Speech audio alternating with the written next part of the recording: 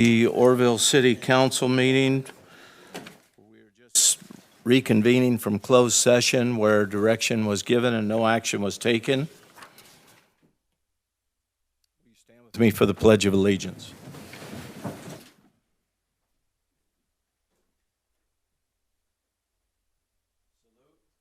Pledge.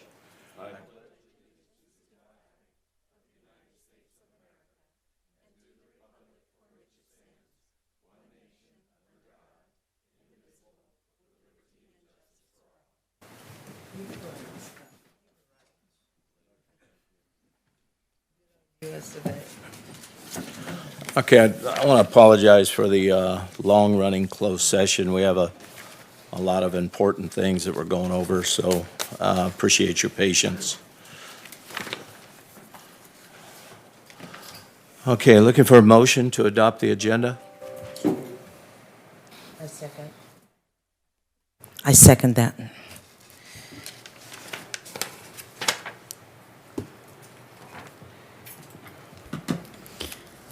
Motion carries. Okay, we're moving on to presentations and proclamations. We have two proclamations this evening. Is there anyone here to accept the proclamation for recognizing October 2019 as Domestic Violence Awareness Month?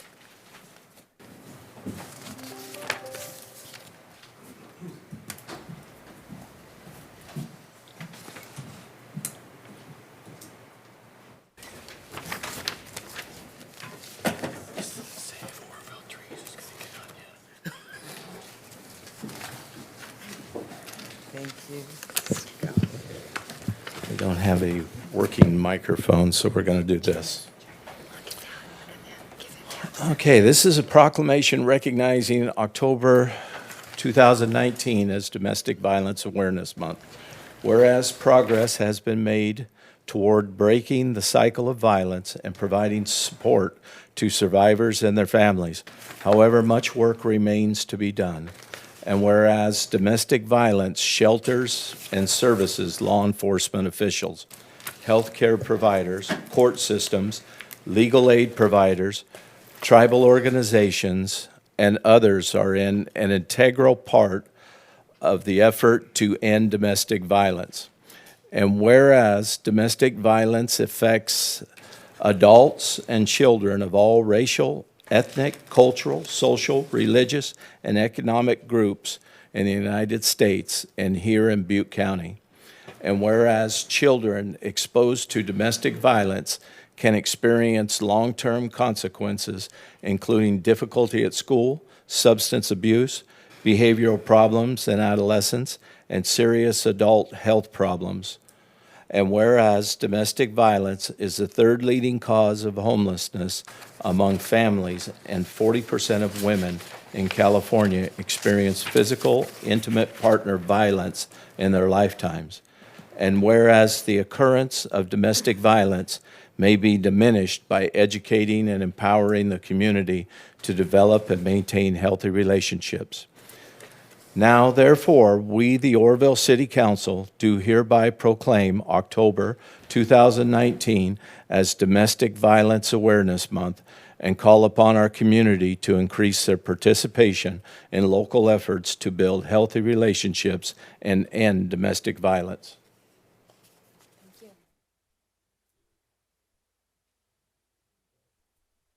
Anyone want to get a picture? Okay, thank you so much. Okay, great. Is there anyone here to accept the proclamation affirming support for Proposition 13? Thank you. Okay. And just to be official, we'll read it aloud.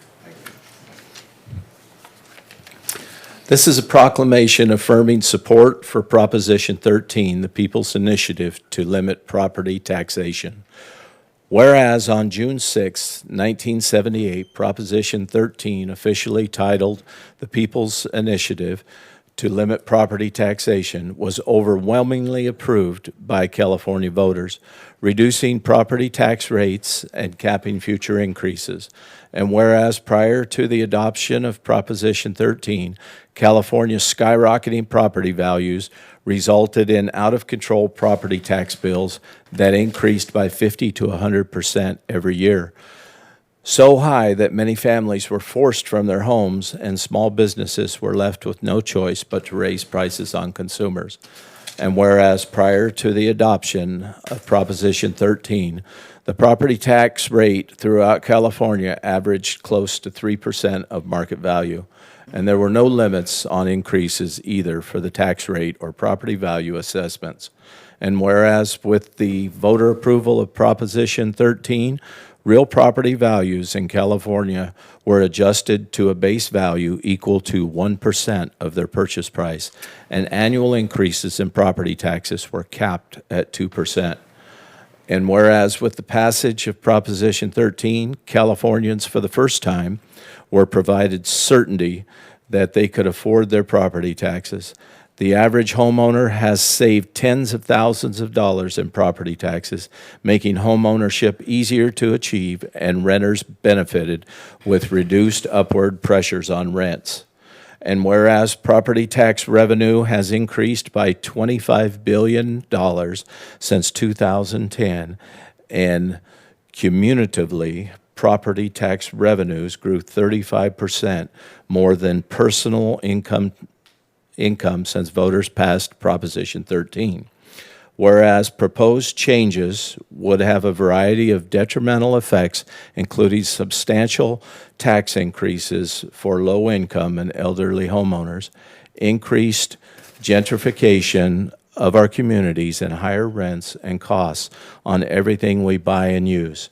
And whereas voters intended Proposition 13 to protect all property owners, and they have rejected previous attempts to impose higher taxes on small businesses, knowing that these so-called split rolls, proposals, and efforts to lower the vote threshold needed to pass tax increases would inflict irreparable harm on California's economy. And now, therefore, we, the Oroville City Council, do hereby recognize the positive impact Proposition 13 has had on the state of California and formally reaffirm our support of Proposition 13 and the benefit that it provides to homeowners, renters, businesses, local governments, and to the state's overall economy.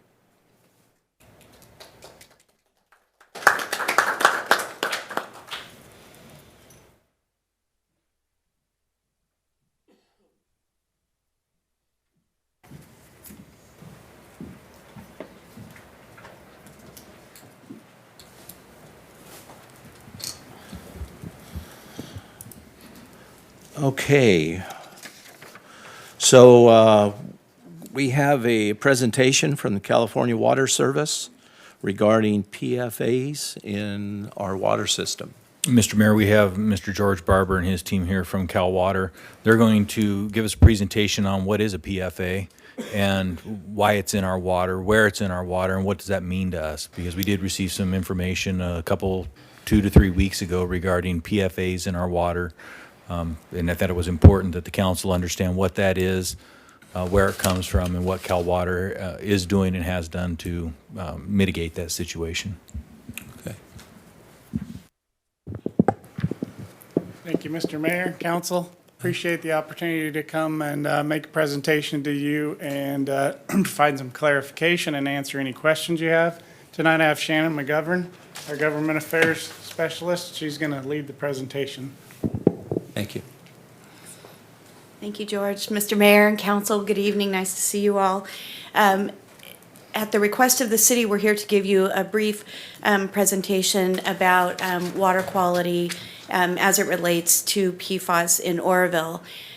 So in this presentation, we're going to go over what some of the basic terms are and what some of our initial water quality findings are. And it's very, very important for us to clarify for you today that this is of, great concern to Cal Water. We are taking this matter very, very seriously, but it really is not at the level to constitute an overall, health crisis for the community of Oroville. So I wanted to make that abundantly clear from the very beginning. As you can see in this presentation, 96% of the water that Oroville residents receive from Cal Water comes from our surface water treatment plant. Groundwater is primarily used only during times where the treatment plant needs to be taken offline for a very small amount of time for routine maintenance. So it's a limited amount of time that groundwater is actually used. So these are some of the definitions that will help you better to understand the terminology that's used in these. Parts per trillion equates to 1 droplet in an Olympic-sized swimming pool. Other things that are important to understand is the notification level. That is the level where it's recommended that the public be noticed. The response level is where a water provider is recommended by the state agency to take some type of action. So that's what that's what those definitions and terminologies mean for those acronyms. So at the end of this presentation, I do have our subject matter experts here that can go into greater detail with any questions that you have. Obviously, George Barber is here. Our operations manager, Greg Silva, is here, and Lonnie Lind from our water quality department is here as well. So polyfluoroalkyl substances, it's even hard for me to say. This is a very large set of substances, and it's found in a variety of industrial and consumer products. And it varies greatly from foam used in firefighting, food packaging, shampoos, and many, many others. So the response level that I mentioned before, where it's recommended that a water provider take some type of action, is 70 parts per trillion. The notification level obviously is much lower. So a part per trillion, again, is 1 droplet in an Olympic-sized swimming pool, and that's 8-ounce glasses of water every day for 78 years. It's unlikely that anybody would ever consume enough parts per trillion of PFAS.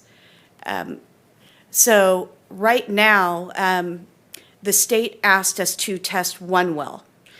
What we did, out of an abundance of caution, is tested all of our wells. Had we not, we would not have known that there was a trace amount in any of them, because the 1 well that we were asked to test came back with negative results. So we are acting in an abundance of caution. We are doing our due diligence. We're very, very good at what we do, and we're taking this very, very seriously. So the actions that we've taken so far, we've discontinued the well. Except in cases of emergency, we're doing quarterly sampling. We have purchased land so that we can look into the potential of a new well site. We've been in active communications with local officials and our public. And we're already evaluating treatment plans, which are also being developed by the state of California. So these are some of the state actions that are being taken. The Division of Drinking Water is starting a 3-phase regulatory process, and the Department of Drinking Water is beginning their processes as well. So right now, the phase 1 is they're testing and looking into regulatory processes near the areas that are most prone to this type of contaminant: airports, municipal landfills, and the like. So with that being said, like I mentioned before, we have several subject matter experts here that can answer any specific questions that you have. And if you would like, we're very happy to come back and do an in-depth workshop. We can meet with a specific committee if you would like. We can meet with you individually. We are at your disposal and are happy to provide any information that we can. I have a question, Shannon. Councilmember Goodson. Where's the potential new well site? Oh, George can probably answer that. It's on Feather River Boulevard, just down from the Yeah, across from the old AAA building. Oh, all right. Yep, there's about a quarter-acre lot there. Thank you. Councilmember Draper. I have not read if this involves Thermalito Water District or South Feather Water District. Have they had to do any kind of testing? And if so, what were their findings? And I've got a 90% answer that they weren't asked to test. South Feather wouldn't have been asked to test they because use it from they the use surface water, river. Yeah, like yeah. most of our water comes from. Thermalito, I believe, has wells, but the state, this is a really unique situation because usually there's a whole process on a chemical to set an MCL or a contaminant. And this is kind of like coming in midstream. They still haven't consulted with all the public health experts, what the levels should be, Yeah, what they they don't know. are. So we're kind of playing a different game than we're used to.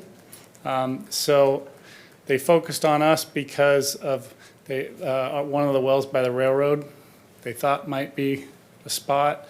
That's why they picked our agency to test some places in Chico, but I don't believe they asked Thermalito, but you'd have to ask them Yeah, for sure. okay. I just wondered if you might know that. Okay. So just for clarification purposes, are we talking specifically groundwater wells? Yes. And if you've tested every single well in Butte County, right? Well, we tested all our wells in Chico, all our wells in Oroville. Sorry. 57 That's well, approximately how many? 57 wells in Chico All right. and 3 wells in Oroville. And of the And- 3 in Oroville, were they all contaminated with The the, one they asked us to test came back it's negative. okay. The others that we tested on our own, one is above the action level. What is that? Not the action level. That one was. Response level. The response level. And so that well, we've already consulted with the Division of Drinking Waters. We've taken it offline except for emergencies. So when you do that officially, we can only use it 15 days out of the year or 5 continuous days. The other one had a notification level, but it's Lower pretty than the lower. other. Yeah. Okay, thank you. So I have just one more question. Sure. I had the opportunity last week to go out with Kelly Peterson of Butte County and do some testing of the groundwater in certain wells in Oroville. So could you tell me specifically what 3 wells those were in Oroville?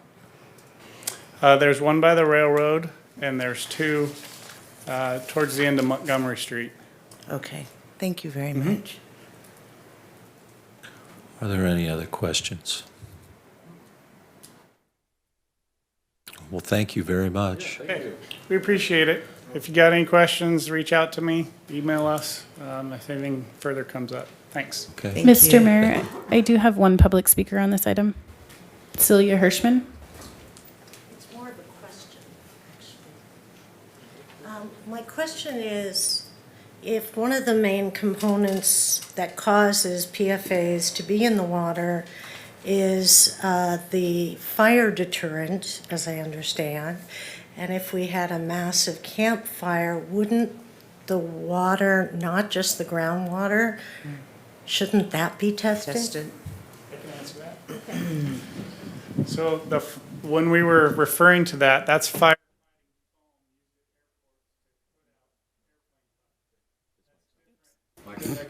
Sorry. That's different than the retardant they use for wildland fires. 2 different things. The retardant, our water quality department reached out to the CDF just to get a better understanding of what was in that. It is not a PFAS chemical. Councilmember Pittman, did you have a question? Well, it's a kind of an add-on to help your explanation. Airport firefighter foam is what's called triple FP, aqueous film forming foam, and that has the fluoroprotein in it. That's used for airports, and it's extremely expensive, and most fire agencies don't use it any other place than at an airport facility. So to find it in a wildland fire would be extremely rare, and if not impossible to do. Most of the foams that are being used are Class A, rated just above soap. They're not really, they don't have the fluoroproteins that are identified in that aircraft. And it's, I want to say extremely, I mean, a 5-gallon barrel used to be about $250, 5 gallons worth, so it's not cheap stuff to have around, so. Just to add to that explanation. Thank you. All right, thank you. Okay, moving on to public communication. Madam Clerk, do we have any speakers? Mr. Mayor, I have 3 public speakers. The first speaker is Bobby O'Reilly.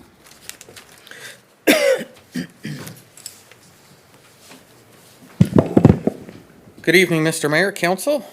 Pleasure to be in your acquaintance.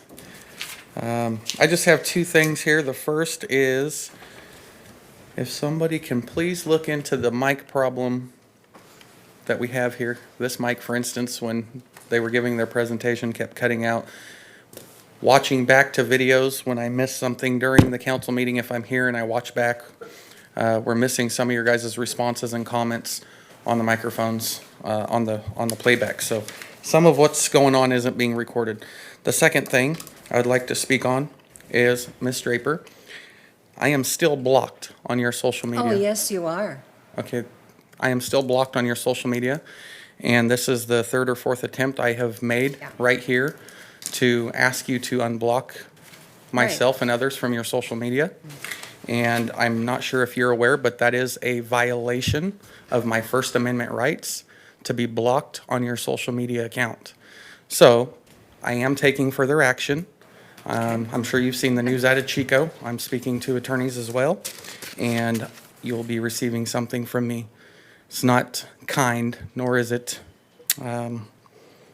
smart to block constituents on social media violating our First Amendment rights. Thank you. I'm going to speak to that. I have here the article from this morning's newspaper about the Chico City Council and their problems with this issue. And we were also advised by our city attorney, Scott Huber, several months ago. And I also did a class at a workshop at the League of California Cities when I went 2 years ago. And the upshot of it is, if your page is a private, personal page, and you only post about family issues and friends, you don't post about city business, then you don't have to have it be a forum for the public, because it's not. And where they had trouble in Chico, the mayor and 2 of the councilors had pages that were very political. They identified themselves as government actors. They posted about city issues and invited comment from constituents on those issues. That doesn't happen on my page. Anybody know, it doesn't, and I welcome your attorney looking at it.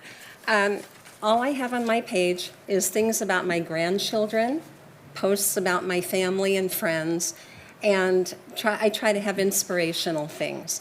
But this is the principle of the thing here, okay? I don't really care, most people, but there are some in this town, as we know, Bobby, who like to get things off people's Facebook pages, and then they put them on their page, and they use them as a source of mockery.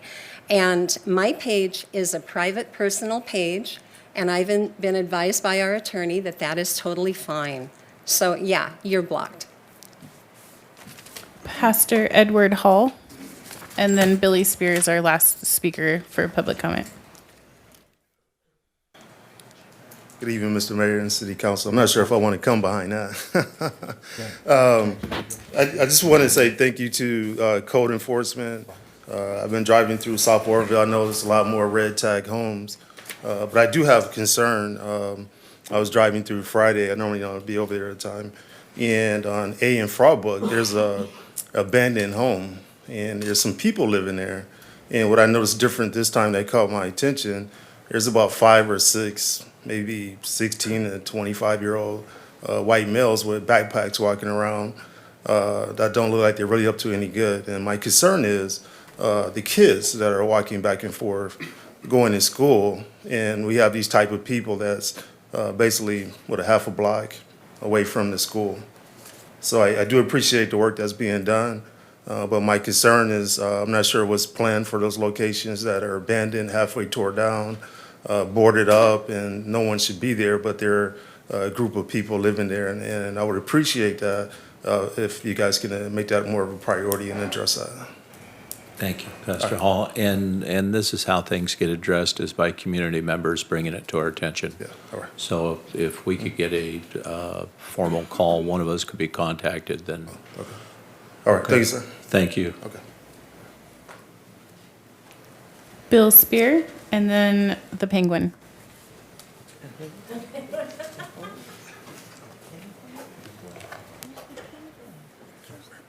Oops, I didn't work. Vice Mayor, City Council, honored to be here tonight and to be able to pray over our city, and would like to continue to intercede and ask for God's blessings. And Father, I am so grateful and thankful for another opportunity as we gather together this evening. We call on the name of Jesus to bless our city. We thank you for the people of Cal Water, and we pray that you would give them wisdom and to be able to provide clean drinking water for the people of Oroville. We pray for PG&E that they would be able to solve the issues that they have so that can provide power for our city. We thank you for the work that's being done and the homeless situation in the abandoned houses. Thank you for Pastor Hall and the work that he's doing in the south side. And Father, I just pray that you would continue to wake up your people and activate us and the community to work together to face all the issues and the problems. And many hands make light work. And so we pray for our police department, and they would not get discouraged, but they would be encouraged and protected. For our firefighters, as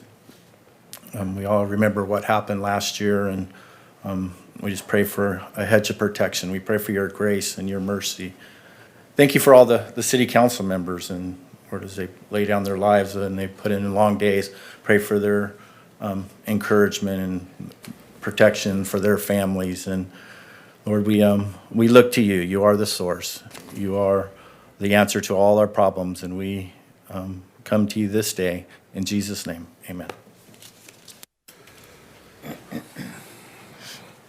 The Penguin is our last speaker.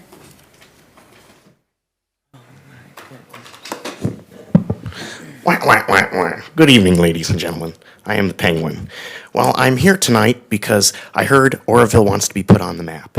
And what better way to put Oroville on the map with a new umbrella factory to conduct my operations from remotely in Gotham City.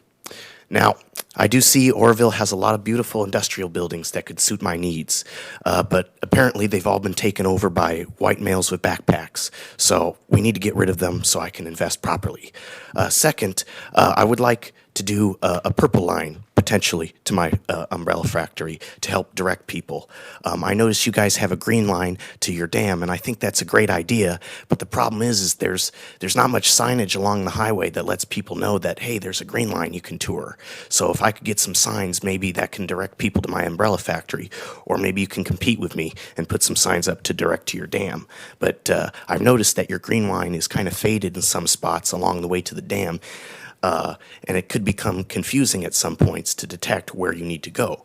But if you keep going further, some portions are freshly painted while others seem to be faded. Whether or not we need to get some repainting or there just needs to be some touching up here and there on certain spots, that is for Public Works to determine, not me. But again, proactive maintenance and preventative maintenance, I should say, usually addresses these issues. Another thing I'd like to comment tonight on is I noticed recently that there's, I don't know if there's a cleanup, but there just seems to be a little bit less trash around Oroville. And I don't know if the community's been proactive in cleaning up trash or, you know, there was recently a sleep, but there's just been a lot less trash. And I'd just like to say thank you for cleaning up the trash. Thank you. Mr. Mayor, that was the last speaker. Thank you. Okay, looking for a motion to adopt the consent calendar. Mr. Mayor, I'd like to remove item number 4 from the consent calendar and pull items number 8, 9, and 10.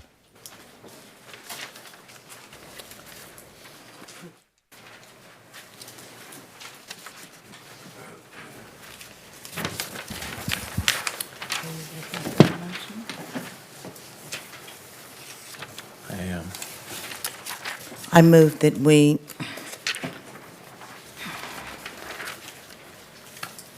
adopt the consent calendar exempt items 4, 8, 9, and 10. He just wants to pull 7. He wants to, He wants to pull them so he can talk about them. oh, you want to pull him? But 4 he All wants right. taken out. Exempt item number 4, and 8, 9, and 10 pulled. I'll second that.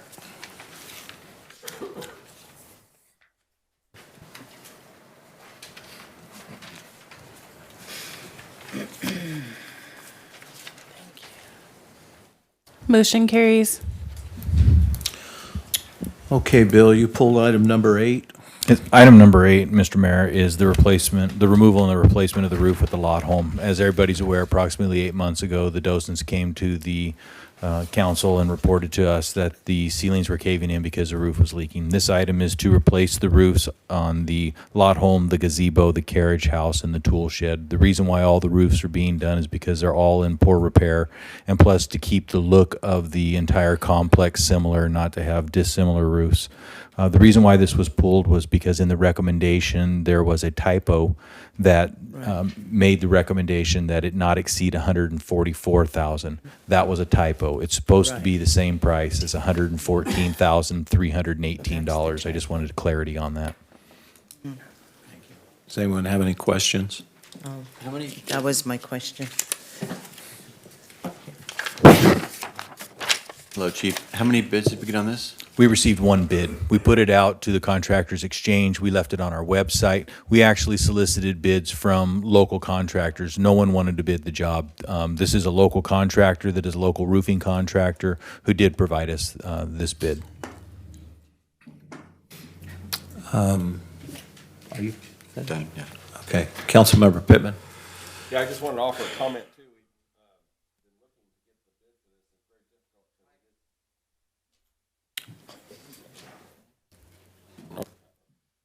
Still off. No, there it is. There we go. My comment on this particular bid is, it is a prevailing wage job, and with so much other work going on with so many other contractors, they're really not interested in this job. I commend the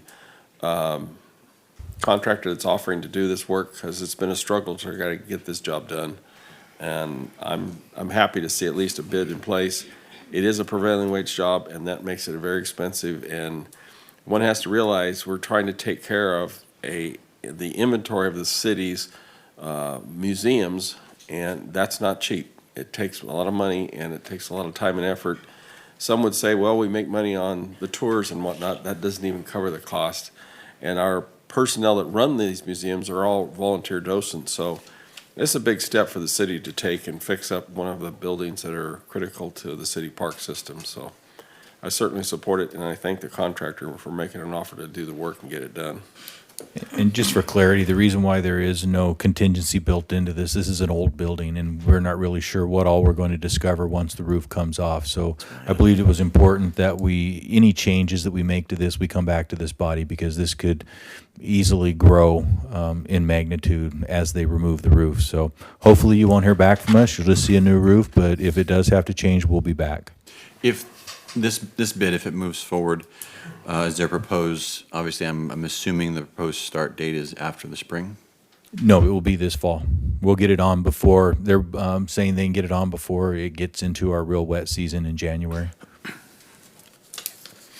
So potentially if we open it up and there's major issues, we just have to fix it quickly before the rain comes? Yes, they're going to have to hustle. Hopefully we won't start at the roof and end up at the foundation. With any luck. Do we have any, Councilmember Hatley? Thank you.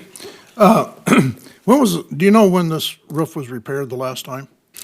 Speaking with our Parks and Trees supervisor, he told me there was some repair done probably 15 to 20 years ago on the shakes. And prior to that, the last I could see is I was able to locate a picture from 19, I believe it was 61, where it had the same roof on it. So I believe the shakes have been up there for quite some time with periodic repair, but not replacement. Okay, so are they gonna tear the old roof completely off and redo it, or are they gonna go over the top of it? No, what's going to happen is the shakes will be removed, and then once you do that, you'll have to sheet over it with some sort of plywood or OSB board so that, Right.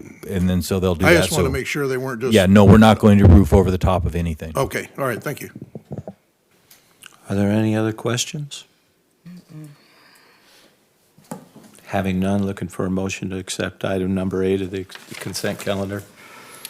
I move that we accept item 8, authorizing and directing the staff to execute an agreement with George Roofing to remove and replace the roofing on the lot. Home, gazebo, carriage house, and tool shed in an amount not to exceed $144,000. No, 114. 100, where is that? 114? Oh, I thought it was the reverse. No, that was mine. 114,318. I'll second that. Okay. 114,318. Okay. Motion carries. Mr. LeGrone, you also pulled item number 9. Yes, on item number 9, the purpose for pulling this is just for, to make everybody aware of what the contract is. The contract is with Ms. Wright. She is going to be our Assistant City Administrator in charge of the Administration Department, provided the council will approve the contract. The contract is for a 5-year period. It has a 3-year beginning and a 2-year tail after that, if the council chooses to extend that contract. Ms. Wright has agreed to continue paying all of her portion of PERS plus 5% of the city's, and the total cost of this contract, including salary and benefit and all cost, is $190,000 per year. Isn't it Duncan? It is.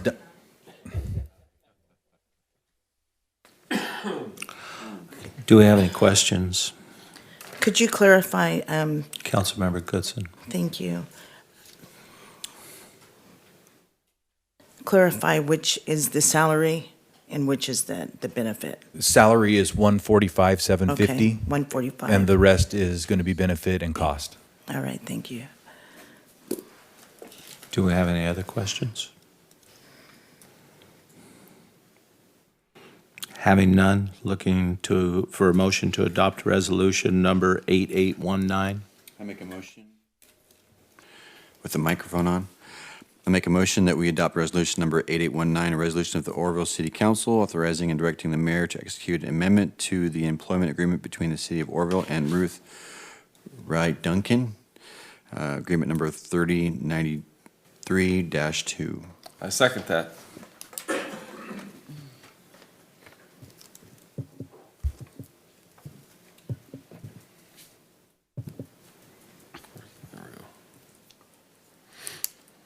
I have one more question. The current salary for that position is? I'm not sure what you're asking. You asking what she's currently making? Yes, I'll let her answer that. please. Ms. Duncan? Yeah, the light's still on. There you go. No.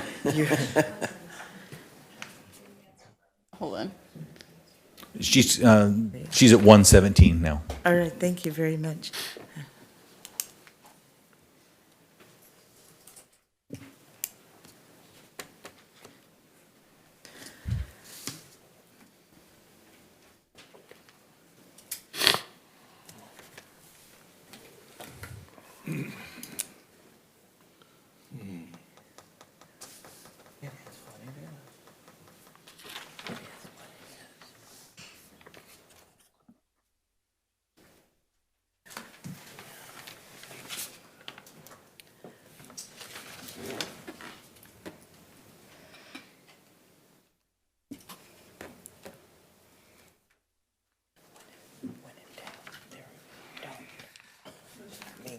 Motion carries.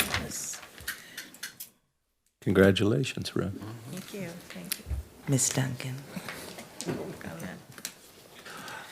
Mr. Legron, you also pulled item number 10. Yes, item number 10 is the return cost of what the problem-oriented policing team that Chief Deal brought forward at our previous meeting, what the impacts will be on the city. There's a couple of things that I just wanted to include in this that I want to be on the record with and publicly stating is that some of the things that we're going to need out of this problem-oriented policing team is that I would like to see some sort of performance standards brought forward by the chief in the near future. I'd also like to see measurements, and I'd like monthly oral reports to the council about what is being accomplished and what is not being accomplished. I also want to be straightforward and upfront and on the record that we are going to monitor this. We're going to watch this. If there are no results from this, that in 9 months, I'm going to come back to the council and I'm going to make the recommendation that we remove the funding.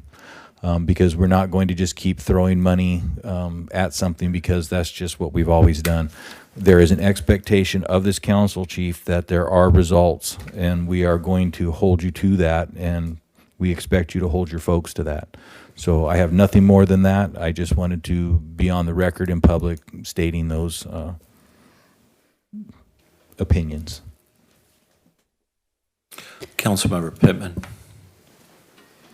Yeah, I just wanted to state too that since the information has been provided to the public, I've gotten a lot of positive responses.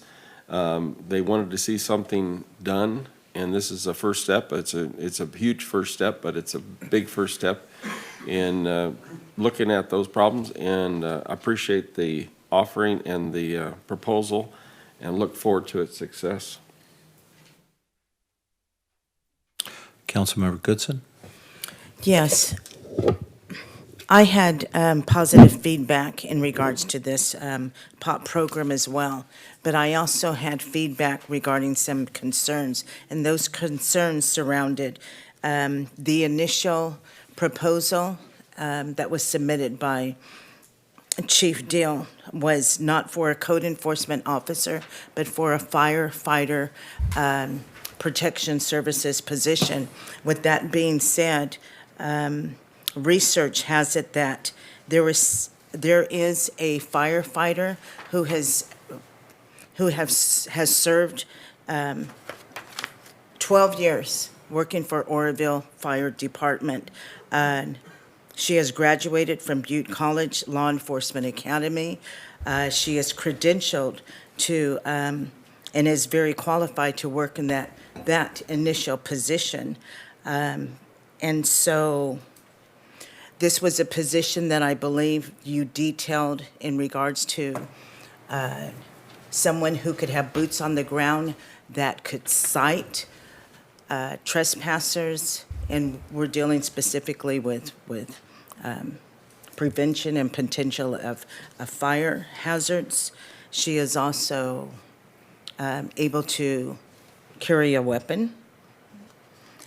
She has a fire officer's certificate and an EMT certificate. So I am in support of the initial proposal that the revision be made for the original position of fire services officer. And let me just say something else. If I recollect, there was an agenda item February 7th of 2017 where there was a staff report given in regards to this specific position and the need for someone to be trained in this specific capacity. Councilperson Goodson, if I could respond, the position as it exists will not be for any one particular individual.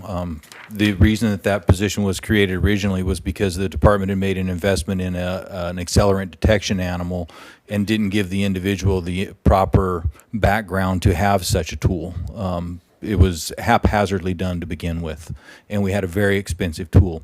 This is not a position where any one person is going to be guaranteed that. If the council chooses to do, as you've suggested, it will be opened up. It may impact the fire department in such a way that we have an additional safety person now in the city, which impacts our PERS obligation down the road. The reason why the suggestion was made to do it through code enforcement is that is not a safety position. So our PERS obligation does not get exacerbated by doing that. It's certainly the council prerogative. I would just advise the council that we are not going to just blanketly decide that this individual gets this job. I mean, this is, it would have to be opened up, and we may end up with another sworn officer in the city if that's the direction of the council. I think the chief runs his department, doesn't he? Picks his, who would be best suited for the position? Or even how the team is formulated. That is Chief Dill's. That was just Yes. a suggestion I had. If Chief Dill wants to go that direction, you know, I understand that. I'm not offended Sure. by it or anything else. Sure. It's just, you know, it was just a suggestion that I had. Councilmember Hatley? Thank you. When I looked at this, and I know that when you do an arson investigation, I was a detective for this department, for the Oroville Police Department, for over 13 years. I've investigated lots and lots of crime, all different kinds of crime. But when it came to fire, arson, I was totally out of my league. Give me a good homicide or rape or robbery, I can do those all day long. But not arson. Arson is a whole different animal. And at that time, we would call in, at that time it was J.R. Simpson. He would come in and take over that investigation and assist and collect evidence and knew what to look for and how to look for it.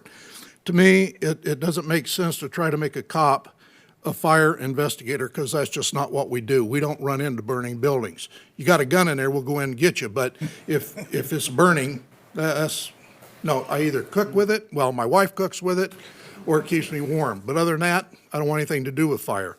So, to me, I think it's a disservice to our department if we don't have somebody on board that can actually do this job and do it all the time. Because you can't have them on a fire engine or the truck and say, well, jump off that now and go investigate this for the next 4 days or however many days it takes you to do it. It just doesn't work that way. Now you've actually taken that piece of equipment that they were assigned to offline, because now you don't have the personnel to put on it. To me, Chief Dill, we rely on his expertise. That's why he's in that position. And I know a past chief, if he had made a recommendation and the council gave him direction and said, tell me what you need to get the job done. And if that chief had come in and given us his recommendation and anybody else would have stood up and said, well, no, I don't think you need that, he would have squalled like a mashed cat. And so, to me, it's not fair to Chief Dill. If we put him in that position, let's trust him. If he shows that he can't do the job, then we'll deal with that. But he has given me no indication that I should not take his word on something. And here's the other thing is, I will give him the sword, and it's his sword now. He can either slash his way through victory, or he can fall on it. But it will be his sword to do exactly that. And I am not going to sit up here for one and tell him what he needs or does not need, and I don't think anybody else should. We put him in that position, let's trust him, let's get it done. Thank you. Councilmember Smith? Yeah, I just want to clarify what we're discussing and looking at the packet. So essentially what interim Chief Deal is requesting is $125,000 for one police sergeant, 2 police officers at $202,000, an MLE at $66,000, a code enforcement at $76,000, 2 park and tree employees at $120,000, and then 3 marked police vehicles at $175,000. And I think that this presentation was also made at our previous council meeting, and some of this conversation I think was fairly well discussed and vetted. And I think that the fire personnel or the sworn fire personnel was discussed and pulled back.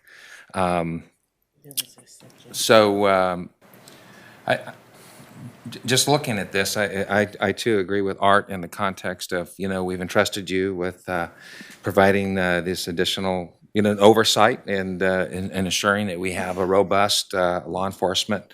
And I also really appreciated, you did an amazing job at that presentation with your PowerPoint. Thought it was very thorough. I'm very comfortable moving forward with these various expenditures. And I think that it's wisdom to put in perhaps a caveat, although I don't know if it's necessarily necessary from a policy standpoint, that we have an evaluation after 6 months. I don't know if we need to necessarily put that into this piece here as we move forward, but I don't know, and perhaps we need to have further discussion on the sworn fire person, and perhaps maybe you can re-articulate that piece before we, and what I don't want to have happen here is we get bogged down with one staff person. Perhaps we could even move forward with this piece and then revisit that, because we need to get this, we have Measure U's happen, we've had the Oversight Committee, they've spoke to the council, they've given direction, and we need to get on board and get this stuff moving and not delay it if we're just kind of parsing out perhaps one staff person. I think we could get moving with the bulk of this now and then deal with that later. But anyway, so I invite you to, perhaps give us some more information on that. Thank you. So thank you. There's a lot of things that were said in the last 15 minutes, okay? So I'd just like to address them real quick. Ms. Goodson, the information you provided is correct. There is, I know which employee you're speaking of. That employee does work in the Oroville Fire Department. And as far as I know, the trainings and background that you provided is accurate. I will also echo what I believe the mayor said. I'll decide who goes in that position if that position is authorized. That position is, it's not normal in a police or fire station just to handpick who goes somewhere. Generally, when there's an opening, it's put out to the entire staff that's available for that position. They submit interests, and then myself, along with input from my administration, will decide who goes into a position. We, at this point, in my opinion, are talking a position that's not authorized. So just to go back, we keep talking about a plan that I came in here and presented versus a plan that you may have in front of you or a structure that you may have in front of you. Again, some of the comments that were said, yes, they're accurate. When I was asked to put something together, I put it together. If you want to see what that is, it's not before me right now. I generally know it. I might not remember the exact numbers. If you have last council agenda, then you can see it. It's essentially what you have today. And if all of us were here, the last meeting, there was discussion, there was input on the plan that I presented, and what you have before you is what I understood was the structure that was authorized. The only real difference from what you have in front of you tonight versus what my plan was, or my proposal, if you will, was there wasn't a code enforcement officer on there, and there wasn't 2 Parks and Trees employees on there. What there was in place of those was a fire prevention officer. It was very, I thought, detailed on what that person's assignment could be or would be. But at the conclusion of that, it was my understanding that the direction was, now when I say that, I'm at the will of the 7 of you. I will take direction from you. If you tell me I don't like that, I like this, then we'll make it work with this. I do think that this, what's before you tonight, we'll get the job. We'll get some work done. I can also honestly say I have been asked today if I thought there was a work for a fire prevention officer. Yes, I do. But again, I'm at the will of the 7 council members. I'm going to put forward the best plan with what you give me to put forward with. Mr. Hatley, just in a little bit in closing, I'm finishing.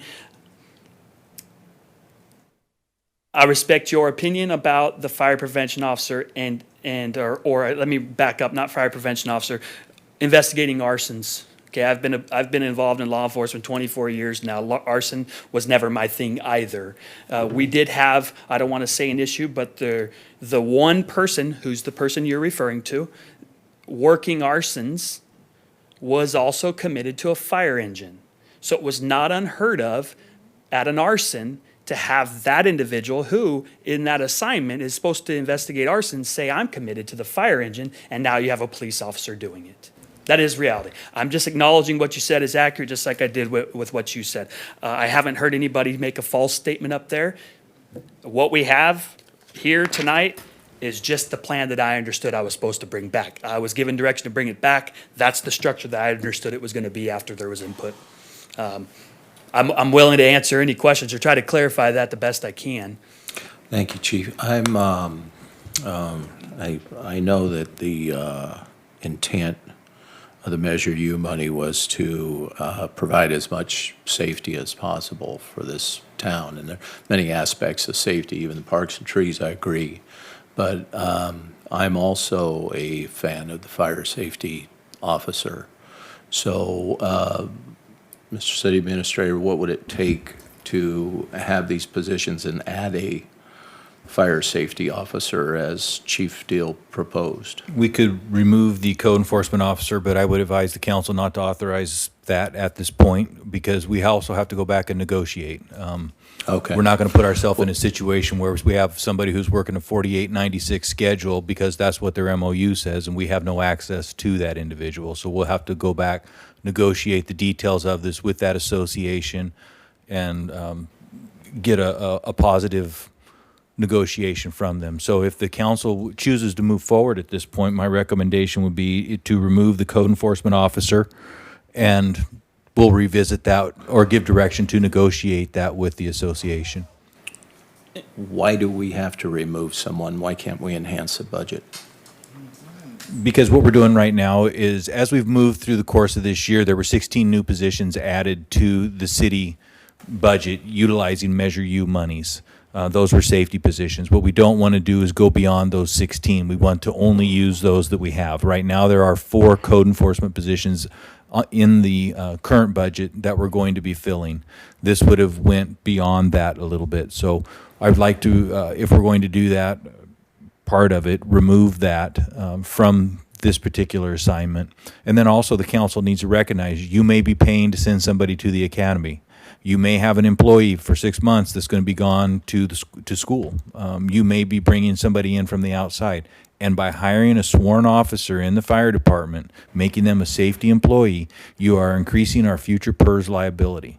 Whereas the code enforcement officer is not a safety position. It does not do it. Safety is more expensive than non-sworn. Councilmember Pittman. Yeah, I sit up here as a policymaker, and the policy that I'd like to apply, and I agree with Councilman Hatley's comments entirely, is you guys figure out how to get it done. The policy I want to see applied here is in the evaluation is how many burned out structures are we going to get rid of? We have 100 or more in this community, and I don't really care how you do it, whether it's a code enforcement officer or someone in the MLE program or someone in the fire department that wants to work a 40-hour work week. That's you guys' deal. I'm not going to sit up here and say one way or the other. I just want to see the amount of burned out structures reduced.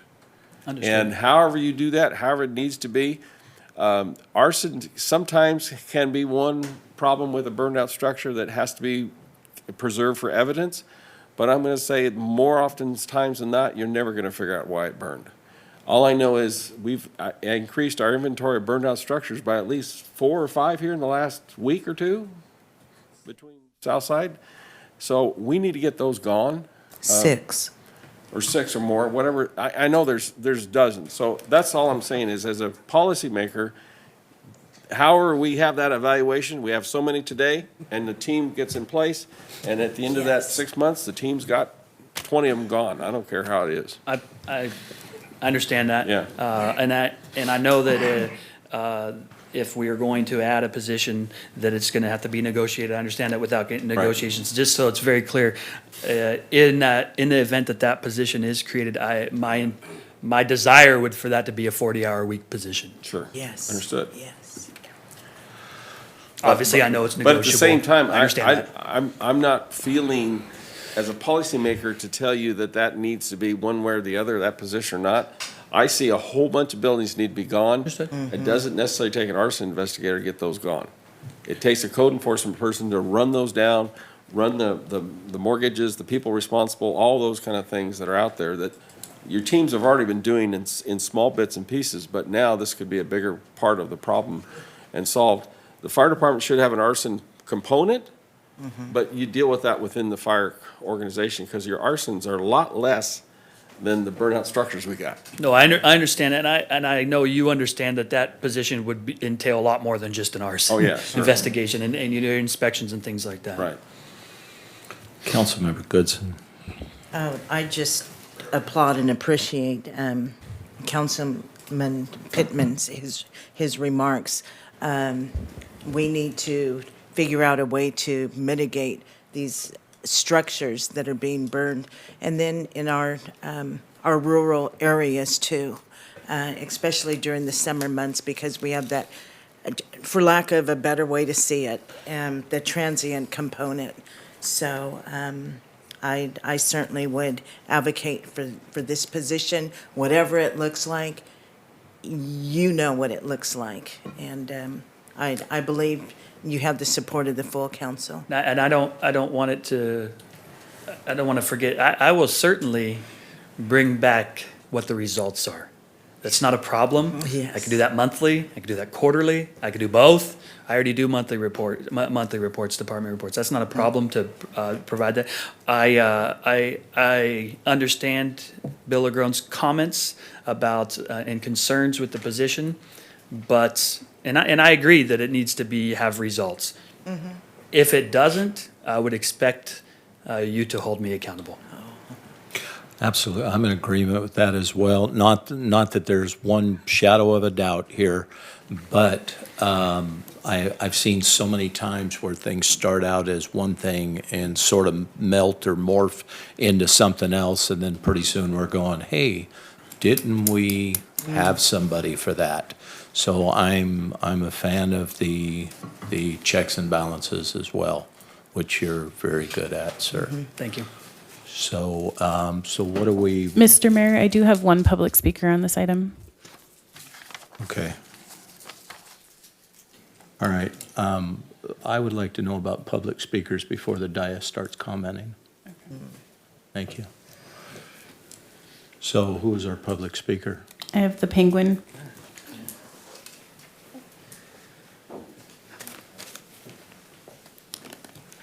Yeah, this is a consent item. Do we have speakers on a consent? Okay, all right. Well, I'll keep my comment short.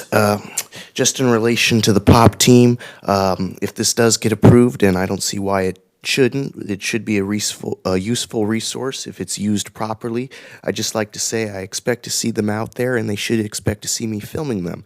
As our wonderful city manager mentioned, if the quality of service, if this quality of service turns out to be, while I film this POP team conducting their business and what they do, problem-oriented policing. While they're doing their problem-oriented policing, they happen to, violate my First Amendment right, shine the flashlight at me, or violate Penal Code 148 subsection G, which specifically states that filming is not a crime and cannot be considered a crime to detain someone or search somebody.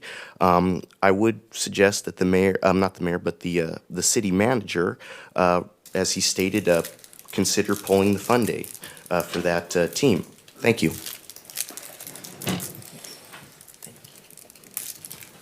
Thank you. Okay, so we're looking for a motion to adopt item number 10 as written in the staff report, because from what my understanding is, we're negotiating for another position, for fire position. Is that what I'm hearing, Mr. LeGrand? If the council approves the sworn firefighter position, then we're going to have to ensure that our MOUs and everything are in alignment, and we'll most likely have to negotiate the conditions of that working environment.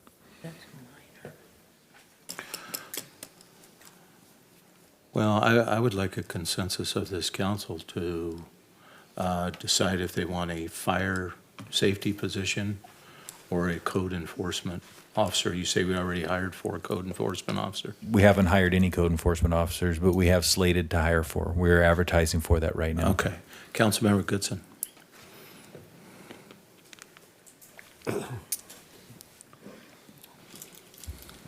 With that being said, I'll be the first to validate Chief Dill's initial proposal for a fire protection service officer. Is that a motion? Well, excuse me, let me comment on that. General His consensus. original proposal did not include parks and trees or, who else? Code enforcement. So the original plan or proposal from last council meeting included 1 police sergeant, 2 police officers, 1 municipal law enforcement officer, and 1 fire prevention officer. And there were some vehicles mentioned on there, okay? As far as personnel, that's what it was. It did not include, from what you see today, a code enforcement officer or 2 park and tree employees. And the difference was, the reason those were, you see it different is merely because, as a result of the discussion that was had that evening. So what we're looking at as a consensus of this council is we're looking at your original proposal plus 2 parks and trees employees and the fire enforcement. That's part of your original proposal. So we're just looking at an enhancement of 2 parks and trees employees. And Everything what else. we're gonna do about the code enforcement officer as well, that's an addition. But we traded a fire prevention officer for a code enforcement officer and 2 parks and trees, is essentially what we did. Okay, well, I think we need the parks and trees too. I'm sorry. You want it all? I The whole want it all. Okay, I want it all too. Just to make the council aware, the suggested changes, you're looking at about a $75,000 increase into this budget. have measured your money. I think that's a consensus of this council. I'll share my only concern. I'm fine with that. My only concern is the current negotiation standstill with our fire department. And so hiring in the middle of that or adding to. But, you know, I'm on board with the fact that clearing out of the facilities and getting on top of arson. For me, it's just a matter of timing right now. There's a lot of, if I may, there's a lot of things that would go into filling that position if it were authorized and funded. This is something that would have to be put out to the department. If, you know, it's gonna have to go to the personnel that are eligible to do that or qualified to do that. And if that position comes from somebody that already works inside there, whether it's another firefighter or anybody else that's there, then we'd have to then backfill that position. You understand what I'm saying? So this is gonna take, this plan, I don't know what's going on here, but it's echoing. This plan, it's gonna take a little bit of time. There's a couple things that can happen fairly quickly, but fairly quickly is not quickly. So there's a little bit of time that would have to go into any of the positions. We anticipate. I'm in the queue. Councilmember Smith. Yeah. So what I'd like to propose, a motion that we adopt as presented tonight, and then go ahead and revisit the details of the fire person. And then we revisit that as a individual item. That way we can kind of, you know, again, we're kind of pulling back from what happened 3 weeks ago now, because we had an extra week. And just that way, then that can be presented as a standalone item, and then we can absorb the cost and whatnot. But essentially, I'm on board with what already has been stated here. But for the sake of moving this on, I'd like to make a motion, if I can do so. You can. That we go ahead and approve the costs associated with implementing problem-oriented policing, the team and increasing city works program services as presented here tonight. I second that.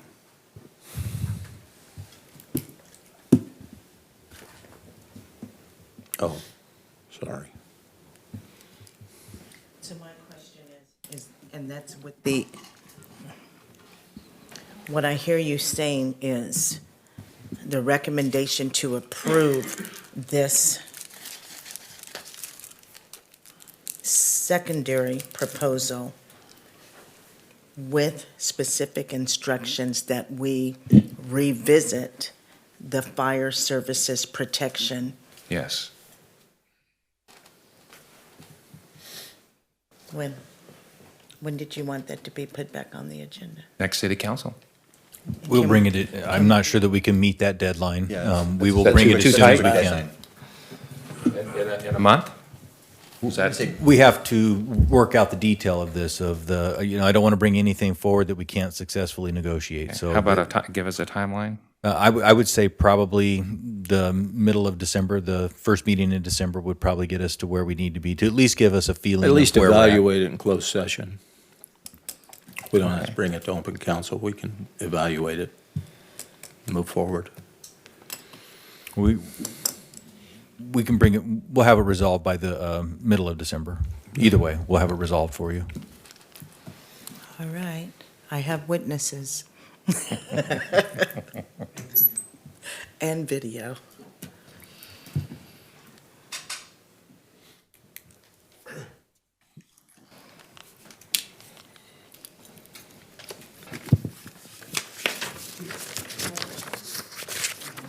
Yes.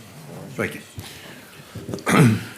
Okay, so we're back to the original, what was proposed at the beginning of this meeting, and we're going to bring this back, some of the other parts of it, maybe in December. No, in December. It was decisive. And,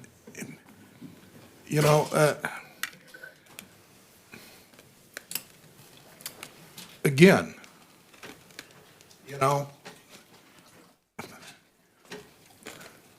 if we're not going to follow what you tell me you need, if I'm not going to follow that, why do I need you? And and I'm not being critical, I'm just, this drives me crazy. If somebody asks me what I need to get a job done, and I tell them, and they say, you know what? I'm not the expert in this, but let me guess. I don't think you need that. I think you can do it here. Well, I'm going to look at them and go, then don't come back at me when this sword doesn't cut. Don't do that, because I will not fall on your sword. I'll fall on my own. I'll do it every time. But I'm not going to let somebody else dictate to me how I'm going to end up not accomplishing what I have been charged to accomplish. And if you can tell me, look me in the eye right now and say, I can live with this and do it till December, but in December, I can't guarantee you these numbers. Well, nobody can guarantee the numbers, but what I'm saying is, you must have a feeling whether you think you're going to be able to accomplish what this council wants accomplished with what we're doing tonight. And if you can't, then just tell me. I'm reluctant with it, and I'm not going to vote for this. If you tell me that you honestly believe that you can get this done, and that it's going to come back in December and we're maybe do the right thing and give you what you said you needed to begin with. We've just kicked the can down the road for 3-4 months for I don't know what reason, because you already told me what you needed to get the job done. What's going to make me change my mind to say that, well, yeah, I guess you were right. Well, why can't I take it your word right now you're right? If this is what you say, you need to do it. And that's where my problem lies with this. I'm not going to second guess you. You're the chief of police. We charged you with what we wanted accomplished. You told us, and now we're going to give you something different and say, well, try to make it work, and we'll kick it around and see what happens in 3 or 4 months. That just doesn't cut it with me. And I'm irritated about that. Honestly, I am, because If I can't trust you to tell me the truth right off the bat, I don't need you. I don't want you. But I personally do trust you, and I believe when you tell me that this is what you need to get the job done, I'm taking you at your word, and that is exactly what I'm going to give you. My word that I will back you up on this. If you fail, then I'll have something else to say to you in December or whenever the next quarter or whatever comes out to be. But right now, I just do not feel comfortable when you tell me you need something to get a job done, and I'm telling you, no, I'm not going to give it to you, or I'm only going to give you part of it. No. I'm either going to give you all the tools or none of the tools. And that's just me, and I'm sorry, but that is exactly the way I feel. Thank you. Actually, what I'm hearing is you're going to end up with more than you asked for by the middle of December. Sure. So if I may, I appreciate your comments, Mr. Hatley. I understand your frustration. I think I get what you're saying. And just to use your similar analogy about whether I'm going to utilize my sword to slash to victory or if I'm going to fall on it, I think that depends on what happens. And I'll tell you what, there's a lot of things that a lot of people in this world can take from me, but they'll never take my integrity. Okay? And if I tell you something, then that's what I meant. And there's one thing I stand behind is my word, and I'll always do that. And that's, I don't think I need to hit on that anymore. What you're looking at is not the plan I presented, and there's no disputing that. But what I've heard tonight is that I'm going to get more than what I asked for. It just means that from what I'm understanding is there's some government issues that's going to prevent me from getting it yet. I understand the negotiation aspect of it. I understand what's going on. I don't want to talk about negotiations, but I get we have to talk about it. So your question as to falling on it, if we get to December and it's what my initial request was plus, I'll fall on it all day long if it fails. I will. I brought back what my understanding was after the discussion I was supposed to bring back. I'm very happy to hear that the council's willing to give more. I'll take it, especially when it's something that I initially had proposed. I'll take that. I do think that there will be measured results. I do think there will be positive results, whichever direction the council provides, tells me to go. Whether that means we add a fire prevention officer to what's currently there, whether that means we take something off and give the fire prevention officer, or whether we go with this. I do think there is work in the city of Oroville for a fire prevention officer. And if that's, but I can sum it all up again with, I'm going to do what you guys direct me to do, and I'm going to do the best I can do with what you give me. And just from the perspective of administration, One sec, keep in order. We do have a council member that would like to speak. Vice Mayor Thompson. I appreciate your comments, Councilman Hatley, and I appreciate your confidence in our chief of police, which I don't know anybody on this council that doesn't have confidence in our chief. I think we're all happy that we have him, and I appreciate putting support in behind our staff. I definitely would like to see more of that on this council. I know there's many times that staff brings things that I don't think there's not one person on this council. In fact, I know there's not one person on this council who hasn't at least had a question about something that a staff member brought and presented to us. And so it's part of the process, and we're moving forward with it. But I remember actually one time that Rick Farley brought something about needing to go to a meeting or some committee for the airport, and we berated him, or not say berated him, but we questioned him for a good half an hour about spending about $500. So there are times we all have questions. That's why we're sitting in these seats, is the people put us up here to ask these questions. It's not that anybody has any less confidence in you, sir, or your program or anything else. I'm happy about all of it. I didn't take it that way. And I know you didn't, but there are a lot of people watching that need to have that explained. Understood. That we're not doubting or bickering or anything else. We're just simply doing our jobs. So, Mr. Legrone, did you wish to comment? Yes, the comment that I had was that my understanding of what we're saying is we're not talking about increasing. If we go with the sworn firefighter, then the code enforcement officer is removed. It's not in addition to. If you do that, your cost is now increased to $150,000 because you're going to have backfill and everything else. You're adding to this. I don't know what the council's trying to accomplish. If you're trying to accomplish the removal of burnt-out houses, code enforcement is much more effective than a sworn firefighter. If you're trying to investigate arsons, then a sworn firefighter is much more effective than code enforcement. So I think it's important that we define what are we trying to accomplish. I understand what Councilman Hatley's saying, and I agree with him. And this is not anything about Chief Dill's integrity, ability, or anything else. It's merely just a conversation about what we're trying to accomplish and what are the most effective tools to accomplish that. So from the perspective of staff, if you wish to add all of it, just be aware of the increased costs, and we'll bring that back. That's certainly the council prerogative. If you're trying to accomplish something different, we just need to know what that is. I think what the motion was to accept it with the way you had adjusted it, and then we're bringing back the fire safety officer in the middle of December.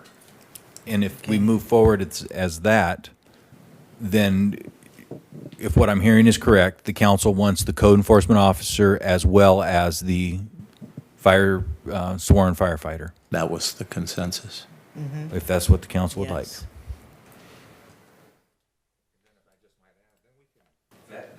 As far as, thank you. Then in December, then we can fully discuss funding. Is it there? Are the dollars there?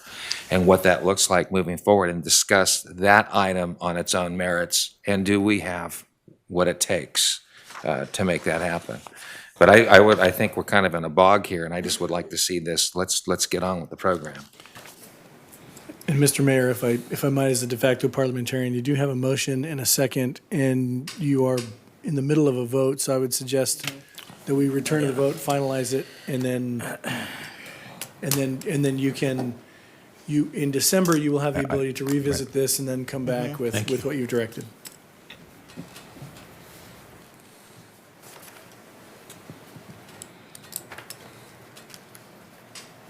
All right. Motion carries. Thank you.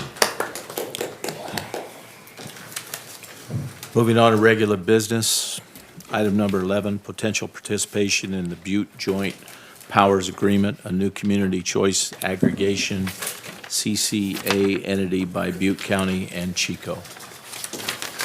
Yeah, good evening, Mayor, Vice Mayor, and council members. I'm here tonight to seek direction from council on our potential participation in the Butte Choice Joint Powers Agreement and new community choice aggregation entity with Butte County and Chico. Butte County, the Butte Choice Joint Powers Association is about to be formed by Butte County and Chico. Chico just had the second vote, so they're both in on it. Now they're forming the JPA as we speak. So we would not be entering until after they've already, we'd be bolting on to theirs essentially, which is fine to do. They've been moving a little quicker pace. So this will launch in late 2020. Is likely to be able to save Oroville businesses and residences 2% or more on their electricity bills, while at the same time providing at least 33% green renewable energy. By the end of 2019, the Butte Choice CCA is expected to be formed by Butte County and Chico, as I just mentioned. The Board of Supervisors and the City of Chico are in the process of conducting hearings and preparing their ordinances and draft Butte Choice Energy Joint Powers Agreement. They've actually had both readings on their ordinances. Now they're in the JPA forming process.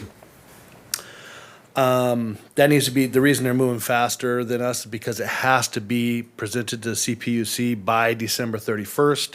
Once again, it's okay for them to form it with two and then us to be able to bolt on if you so choose. Which if all goes well, will allow power to be supplied by early 2021. The exhibit goes into more depth on that. It's quite a cure for insomnia there, but it's about 100 pages of backup information on that. When launched in late 2020 or early 2021, the CCA would be the 19th in California, will supply green power to ratepayers in those two jurisdictions and ours as well if we choose to go with them. An anticipated 2% savings, that's at the outset, and I can go into some of that a little bit later.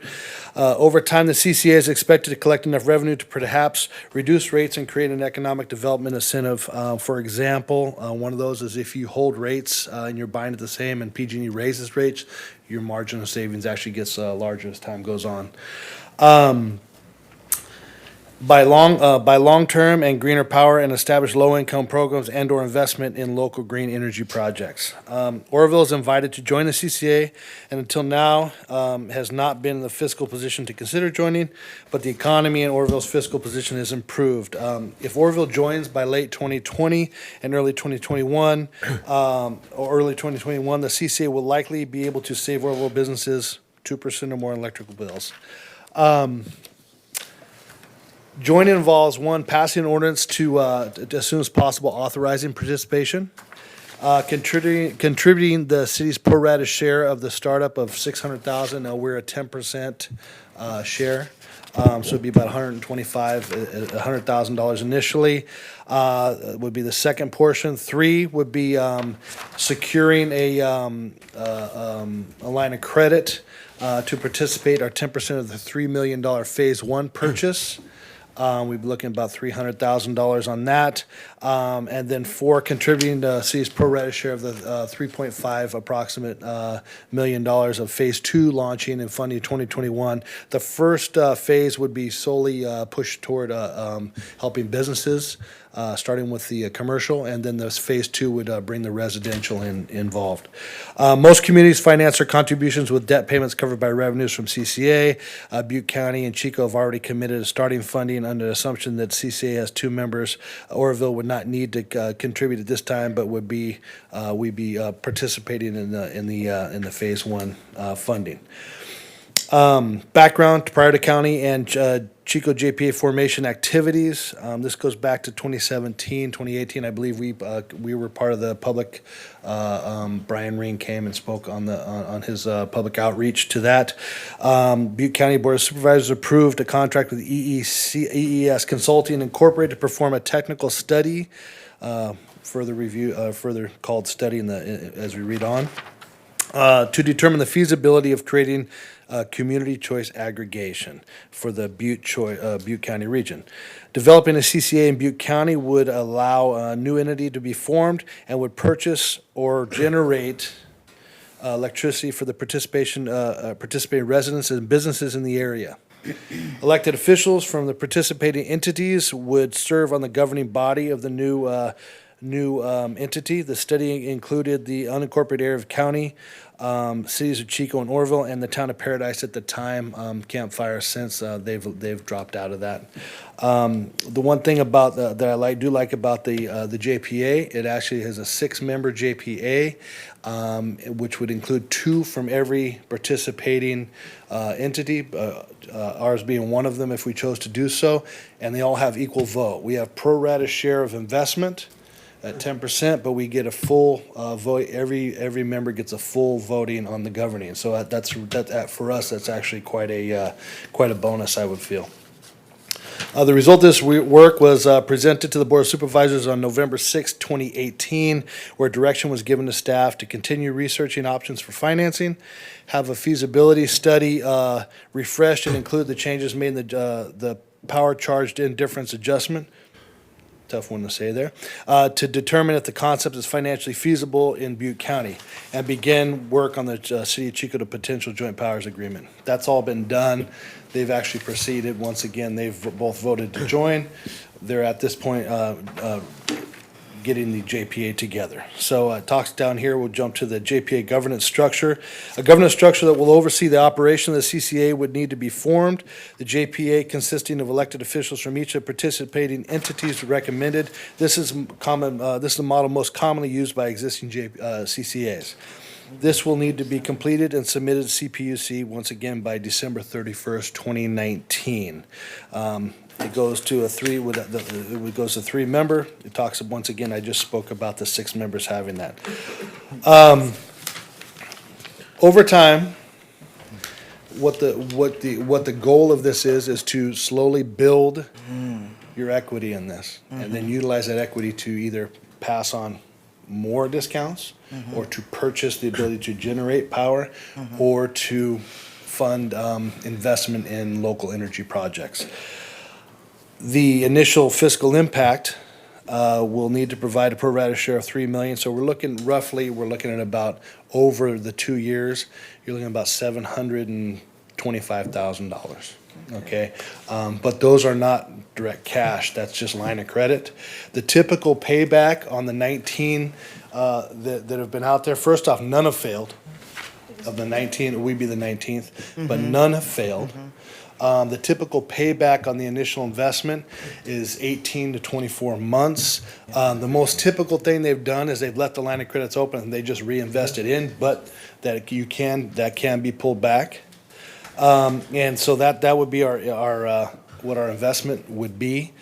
My recommendation is to 1 or 2 is direct staff to bring back to council on November 19th, 2019, the first reading of the ordinance authorizing the implementation of the Community Choice Aggregation Program as a prerequisite to join in the Butte Choice Energy Joint Powers Agreement, or we can take no action at all and they can move on, and we can, we could actually decide later if we wanted to join, or we would be able to, or just not do it at all. So I think there are a couple other points that need to be made. One is there are 19 of these statewide now, and they've all been successful. That's point number one. Right. Point number 2, it's community choice, so that you could decide to still have PG&E provide your power if you wanted to.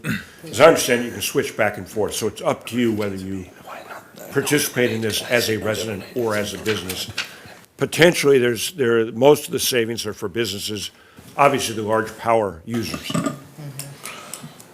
If any questions, I'm happy to answer. I think if I could just add, just real quickly, the upsides to this is an economic development tool for the city of Oroville. So that, to a large user, consumer of electricity, 2% will be a considerable savings, whereas a residential user, you're not going to see that. And just for clarity for the community, this doesn't do anything or affect public safety power shutoffs. PG&E will still be the company that is transmitting the power through the lines. We don't own the lines. We aren't taking over them. We are still subject to those types of things. So just be aware of that. It doesn't change that. The only other things that I would remind the council of, or just make the council aware of, is that you can withdraw from this with 180-day notice every fiscal year if you so chose. And prior to the program launch, all that is required is a 15-day notice. So you do have some outs if it becomes an uncomfortable situation for you. I think it's a good opportunity for the council, considering you get a full seat at the table, and it only costs you 10% of the initial buy-in. Councilmember Pittman. Yeah, the idea is certainly interesting and striking. It's just when I read discussion about it, the words likely, appear, perhaps, and slightly kind of bother me when I read it. So I'm hoping that if we move forward, that there's a public process where the public gets a chance to weigh in and listen to this. I heard there was a discussion about public meetings. Is there that plan soon, or? They've already moved through that. We're a little behind the other okay. other two cities. That could be direction given if you want to have more further public input. They're going forward with the formation of the JPA to make sure it's registered with the CPUC prior to December 31st in order to be able to operate starting 2021.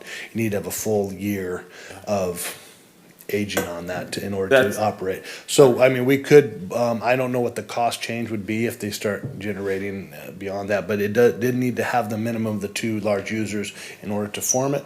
Right. That's being done now, and we would be bolting onto that. The other question I had in and believe me, I'm in support of the process. I just want to make sure the public has, if we just have one hearing, that is the entire topic for the hearing, for the public to potentially weigh in and see and talk about it too. The other thing that, this is a real procedural thing, it says streetlights average $13 annual savings. Is that per streetlight? Or No, is that for the that's system? the system. System. Yeah, and the large business users, commercial users, a good example, Roplast is already mentioned. They're supporting it. That's where the big savings is, and then as the group. Right. And initially, it's not, but that builds over time. It's, where you're getting a little bit, you're grinding a little bit every day, and every day you get a little farther ahead, and over time you utilize that margin to increase it. And once again, these projections of the 2% is based on current rates of PG&E.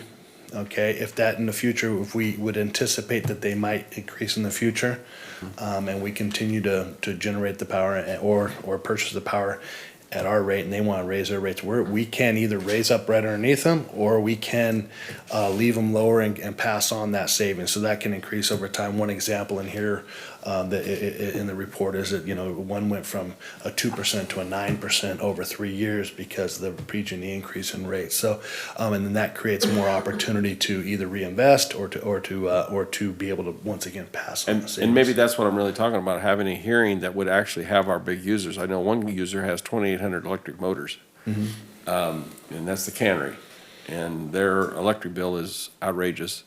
And it might be useful for them to come to that hearing and say, would it make a difference to them? I don't really want the sticker shock or whatever that number would be, but just the fact that we're working with them to make sure we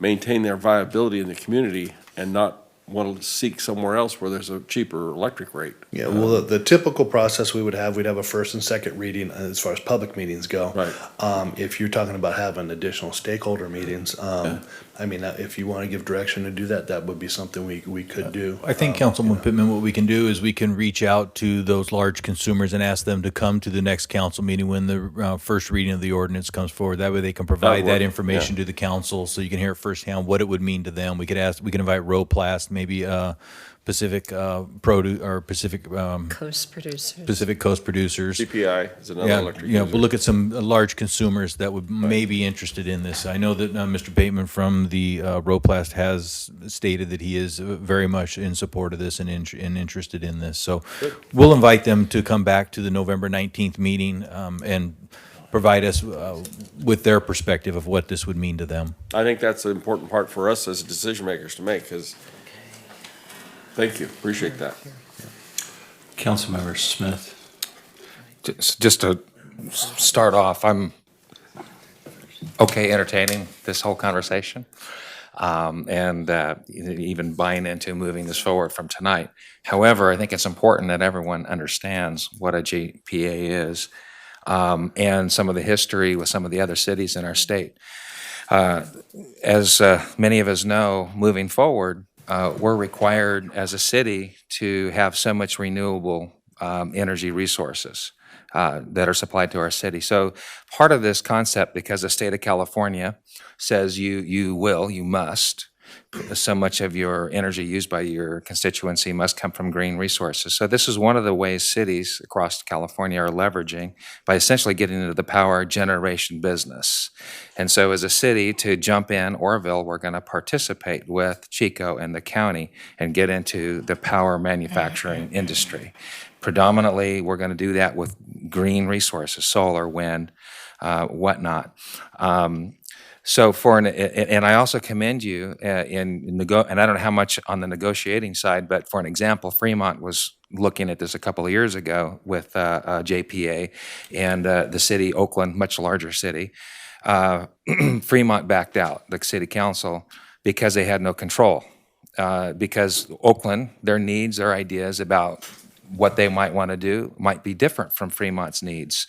But they didn't have the same voting rights or power or seat at the table. Here at Oroville, with this particular JPA, we have even though we're a much smaller city, we have an equal voice in the JPA. I think that's, as I understand it, Yeah, then you understand correct. I'd like to take credit for negotiating that, but they're trying to form it in a real equitable fashion so that we all have control, equal control in that. So that intrigues me because that takes away one of the pushbacks that as I reviewed this whole topic. Then there are other people, like for example, the former mayor of the second largest city in the state of California, San Diego, Jerry Sanders. I chatted with him on the phone. He says, "Don't do it."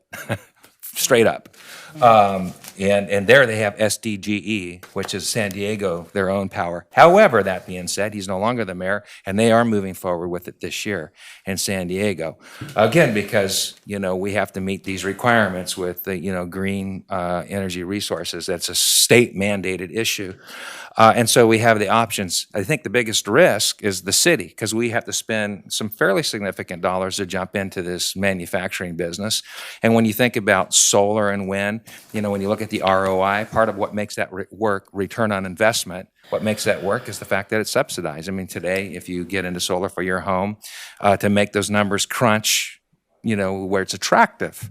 And so, there's still some questions about, is 2% deliverable? It might be, it might not be. And that goes to, I think, Councilman Pittman's comments. So it's a question, but as a member in the community, I'm not stuck with that.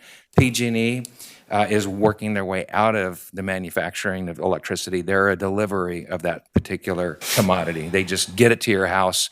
Other companies are making it, right, with all these different ways. Ironically, hydroelectric is not a renewable. That's just a weird thing to me.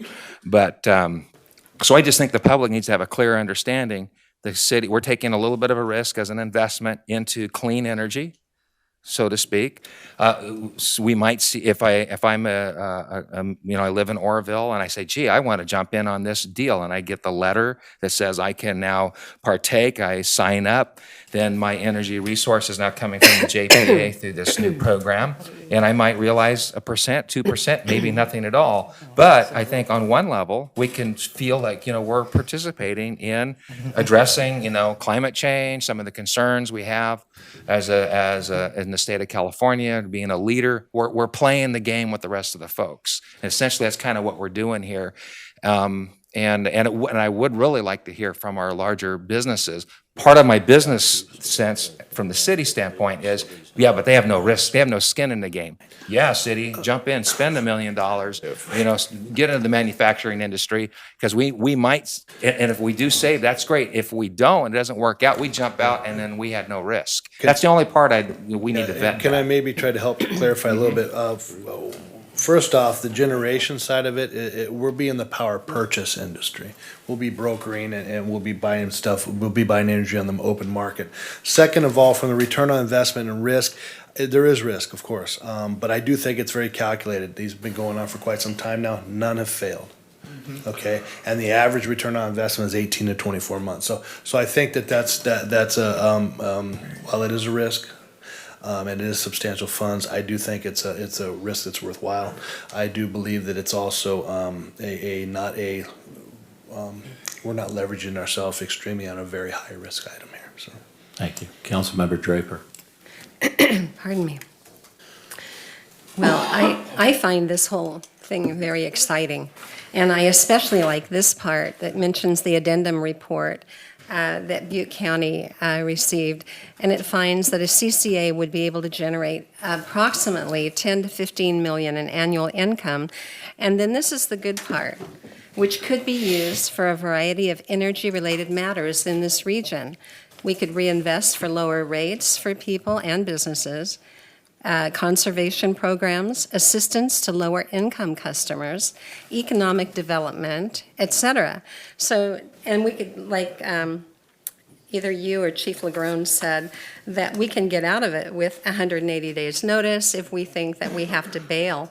So as far as I'm concerned, this looks like a really exciting thing to do for the city, but it's just my opinion.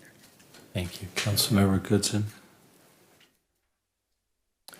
I have two questions. In the event that the council considers and approves your recommendation, when would the first reading be? Come back on the 19th of November. That would be as soon as we get back. I 19th think of it said November. October 15th in the Yes. staff report. Yeah. And my next question is, piggybacking off of Councilwoman Draper had just mentioned, in the event that we see that it's not a good fit, we're looking at 180 days we could back out. Is that, and you've probably addressed it, with or without penalty? There's not a penalty, but you would, during that phase-out time, you're still incurring whatever would be the reason you wanted to get out. So if it was, for some reason failing and you were losing a certain amount, you would continue during that time in order to get out, so that you'd incur that. So that we No would incur penalty, that yeah. cost. All right, thank you. How much is that? No, whatever was going on at the time, there is no penalty, it just would be whatever the condition that you chose to at the time. I can't forecast what that might be, yeah. Are there any more questions? Well, no, it's not an action item, so we're just looking for direction. I think the consensus of this council, to me, it's a no-brainer. It's got 0 failure rate. So I would like to see you move forward with this, Leo. Is that the consensus? I agree. Yes. Yeah, I agree with that. Good. I agree. We'll plan on coming back on Thank in you. November. Thank you. Moving on to item number 12, acceptance of Federal Emergency Management Administration staffing for adequate fire and emergency response grant. So this is just seeking the council to, one, understand what the grant is, and two, give direction to hopefully accept the grant. This is a grant that was sought by one of our battalion chiefs. He did the legwork on it, which was very extensive. I believe it's probably attached here. And it was submitted back in March, and then in September of this year, the Oroville Fire Department was notified that the grant application was selected for funding. This is a $545,024.80 grant. And the idea, or the way this grant would work, is it would fund 4 firefighter positions within the Oroville Fire Department. It doesn't fund them fully. It funds them partially. And it's a 3-year grant, and it funds 75% for year 1 and 2, and then a 35% for year 3. And the missing percentages is covered by the city. On the second page of the staff report, it'll show you the exact numbers under the fiscal impact. Year 1, $220,965 is contributed by the grant, and $73,652 are contributed by the city. Year 2 is exactly the same. In year 3, $103,112.80 is provided by the grant, or funded by the grant, contributed by the grant, and $191,495.20 is funded by the city, for the total of the grant contribution to be $545,024.80, and the remaining, which is $738,799.20, contributed by the city. And again, that's going to fund 4 firefighter positions within this Oroville Fire Department. The grant's been awarded. We just now have to have permission to accept it. We have, due to there being open positions in the fire station and the fire department, I would say have actively recruited for positions that would be funded by this grant. And I think we're very close to having people that could fill those positions. This grant requires about, I think without going word for word back here, I think they require recruitment and hiring within a 180-day window to have those employees working within the fire station. Thank you. Vice Mayor Thompson would like to speak. Thank you, Chief Deal. My initial sentiment, I think, I can't remember who I discussed with this recently, but the goal of this grant specifically is to not short-term but long-term employment. I'm not a big fan of hiring people on short-term money. And also, again, I already stated earlier about hiring a fire personnel in the middle of it's, again, standstill of negotiation with that department for a long time. So I'd like to see those negotiations rectified or moving forward before adding to the department. So at this point, as sad as it is to deny or to refuse, I'm not in favor of accepting short-term money for, I like to see long-term solutions for this community, and I don't see this as one. So I'm not in favor right now of this. If I can comment on that, I appreciate your comments. And as the department head, I understand where you're coming from. I understand that it appears to be a short-term solution for a long-term problem, if you will. What I would hope to see, and there's the common question is going to come about, is what do you do at the end of the grant? And generally speaking, my general answer is when you have a grant-funded position that you hire into and that grant funding goes away, then so does the position, which in this case would mean so would the personnel. Now, with that being said, it would be my hope as that same department head that over the course of the next 3 years that we make the decision to increase the staff at the Oroville Fire Department. That's what I'm hoping for. And if I can sit here and say to my department that in the next 4 years we're not going to increase staff, then they're going to ask me, what are we going to do? So that's where I'm at. I understand your view, and I don't disagree with you, Mr. Right. Johnson, at all. Yeah. It's if it ends and we don't increase, we have an issue we're going to have to address. No, I don't and ever want to hire somebody to lay them off, of course. No, and I'm on the same board. Our city's growing. We need to increase personnel. Again, the main sentiment is I would like to come to a mutual understanding and agreement with the fire department as far as moving forward with negotiations. And I agree. And the other thing that I think needs to be taken into account on this is currently as we sit before, as we're here right now, there are 2 vacancies in the fire station with 2 potential additions with Measure U that was discussed about in the 1920 budget. What this is going to do is essentially, for lack of a better term, freeze those, and we're going to fund them with this money.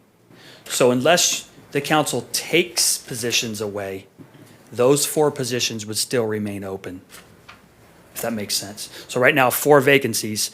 Instead of filling all 4 vacancies and adding 4 more, we're going to simply fill the vacancies and fund them with the safer grant monies. So in order for people, unless things change and we add people or we don't, unless the council decides to remove positions, then those 4 positions will be funded by those vacancies that we are currently funded So under. your current plan, to clarify, is to freeze, or are those 4 positions that you refer to, are they already frozen, or are you planning on freezing those 4 positions that you're talking about? Those 4, well, right now there's 3, there's 1 firefighter position, there's 1 fire engineer position, with the plan in the 1920 budget to add 2 firefighter positions with Measure U monies. Those have not been filled. The plan would be for for the fire engineer and the 3 firefighter positions to be funded by this grant. And at the same time, your plan would include freezing the other 4? Yes. Yes. Can I get that in writing? Yeah, you're a man of your word. Yes. Vice Mayor Thompson. In other words, we'll hire 4 instead of 8. If we hired everything we had and did this, I would need to hire 8. I'm only willing to hire 4 at this point. I'm just not, I don't know necessarily, I mean, I hear what you're saying, and I'm going to have to take you at your word. I just, I can't necessarily seeing firing at the end of 4 years or letting go or whatever if we have 4 and we have 4 openings. You know, I see them just filling those 4 spots, and I would Correct. I would like to see moving forward the negotiations is my main thing, and I would that's like that too. And it's been a long time, and so I know that as a city we're definitely wanting and motivated to see something change in regards to that. So I would just like to see the same from them. Understood. Vice Mayor Thompson, if I could, to add into this conversation, we're not going to freeze positions. What we're going to do is utilize the funding that's available in those for this, so there will be no funding available for an additional 4 positions. It'll be our match. As far as the negotiations, just so that everybody is aware, this does not change the position of the council regarding the desire to see what the cost is from CAL FIRE. This does not mean that we're changing our position. We're moving away from that.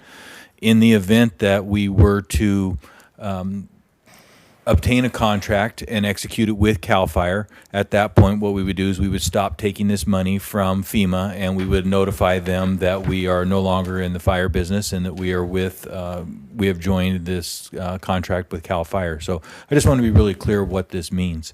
The firefighters that will be hired under this will all be notified when they're hired that their potential exists, that when this funding runs out, because we don't know what 3 years is going to bring us, that they could be laid off. That will be part of their job notice when they're first hired of what their position is. So it is not the intent of the department to go into this to lay people off. We just want to be really clear with them that we are not sure what 3 years is going to bring, so we just want to let them know on the front side what could potentially happen on the back. Councilmember Pittman. Yeah, I want to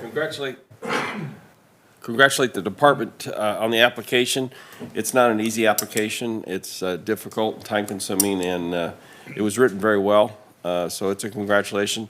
It also is a congratulation to the community that we're getting our federal dollars back. This is our federal tax money coming back to this community, so that's a big help. The other thing about hiring these positions, I can go back to 1974 when I was hired, and I was under the CETA Title II program. You might remember that program. I got a layoff notice every 4 months for 2.5 years. That's the way I was hired. So this is not a new problem that we're looking at. But at the end of the day, the citizens will be served by as many people as we can put on the street as possible. I certainly would accept this grant in that venue, and certainly the arguments in the grant. The only thing I would add to the discussion is that we had the growth of the campfire. We also had the growth of South Oroville when that was annexed. And that could have been added too as an additional need for personnel. So there's a lot of good things said in the grant, and I'll support it, and I look forward to it maybe move forward. Thank you, sir. I too would commend Chief Buck out. He's the one that authored the grant. Oh. He spent a lot of time working on it. He did. It was very successful to get it awarded, and I definitely They're appreciate not his easy time on grants that. to get. So the other question I had, has the city looked at the federal strings in the grant? Because sometimes federal strings come that I hope they haven't changed, but I know it was a worry I had in the past. I don't know if you've got a chance to look at that. We have reviewed the grant, and we don't see anything that isn't normal than what we're used to in the previous SAFER grants that we've accepted. Thank you. Councilmember Hatley. Thank you. Well, I like this, and this is my reasons for liking it. We're going to get a grant that's going to help us offset to get four firefighters.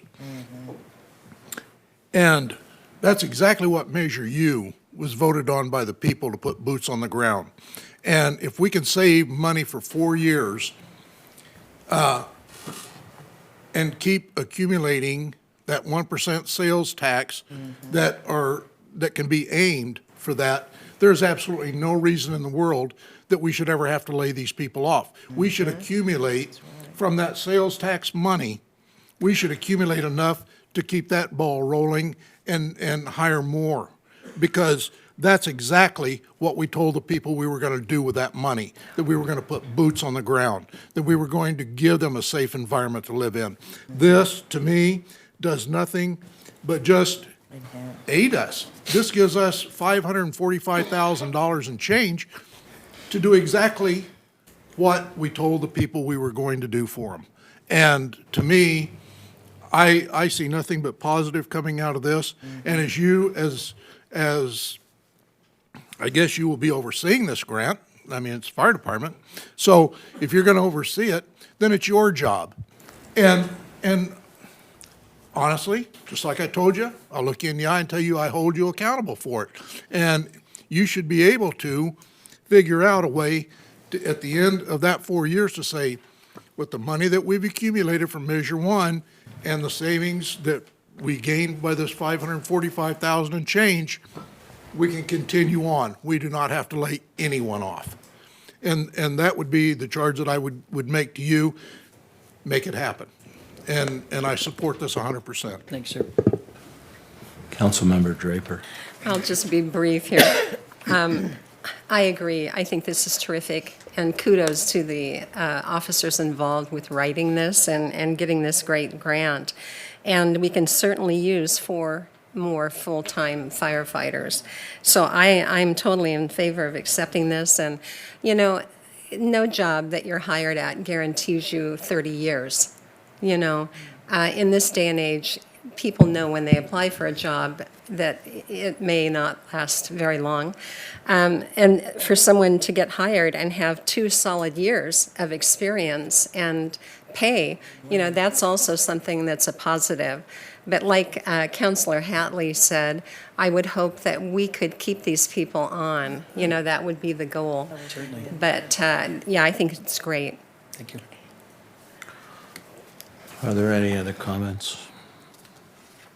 Do we have any public comment? There are no public speakers on this item, Mr. Mayor.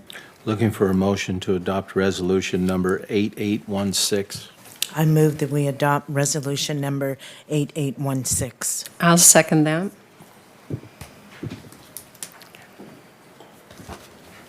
Motion carries. Moving on to item number 13, authorization to release a request for proposal for tree pruning services. Good evening, Mr. Mayor and Council. This is a request from staff to release a request for proposal for doing tree trimming and removal of diseased or sick or damaged trees within the city. This proposal is based upon a 6-day evaluation of how the service would work, how it would look. We utilized the Tree of Hope tree service, or I'm sorry, the Tree of Life, for a 6-day trial. During that 6 days, they were able to prune 22 trees, remove 4 trees, and do it adequately and clean up any mess and mitigate the hazardous situations that existed. When we talk about pruning trees, we're not talking about cutting off small limbs like most homeowners do, where we're looking at that are smaller than your finger or a couple of your fingers. We're talking about large dead wood that's up in the top of these trees that need to be removed, that require a special knowledge and also special equipment, specialized equipment. So what we're asking to do is just release an RFP to tree trimming services, and what we're asking for is a daily cost of what a crew would cost us to do this. Our arborist feels that there is probably 30 to 45 days worth of work in the city. What we're going to do is, if authorized, is release the request, get the number back on what that cost would be, and then bring that back to this council for awarding of the contract. Mr. Mayor, I do have 2 public speakers on this item. Okay. Thank you. Let's hear them. Bill Spear, and then Celia Hirschman. Mr. Mayor, Vice Mayor, City Council, trees are quite an asset to our city, and recently down here on Montgomery Street, I had a clogged gutter that came from our building, went under the sidewalk. It clogged up, and I got it unclogged, next year it clogged up again, did damage to the roof because it wasn't draining. I got permission from the city, they said I could cut it down. It only took a couple hours to cut it down, grind the stump out, and it's gone. And I'd like to see it replaced, but you can't replace it yet because it's done tremendous gutter and curb and sidewalk all needs to be replaced. If we could take a little bit of finances and invest them into our trees where they're starting to do curb, gutter, and sidewalk damage, we could save the city so much money by not having to replace the curb, gutter, and the sidewalk. Trees that are starting to do damage, we replace them, put a new tree in. It's a pretty quick, fast solution, and in the long run, it's gonna save us a ton of money. If you drive around our city and you look at the curbs and gutters, there's so much curb and gutter and sidewalk repair that needs done that could have been taken care of real easy with tree crew, the city tree crew, or an outside tree crew. We come in, get it done real quick. I would suggest that the city think about investing a little bit more money into our trees, making them safe, and protecting our infrastructure. It stops business when you got to do these major repairs. Hopefully, we're going to be being able to do some new sidewalks and curbs and gutters in streets. And it'd be nice if we thought a little bit ahead of time, invested a little bit ahead of time, and was ahead of the game on the tree part, which is going to pay for itself over 100 times. Thank you. Celia Hirschman.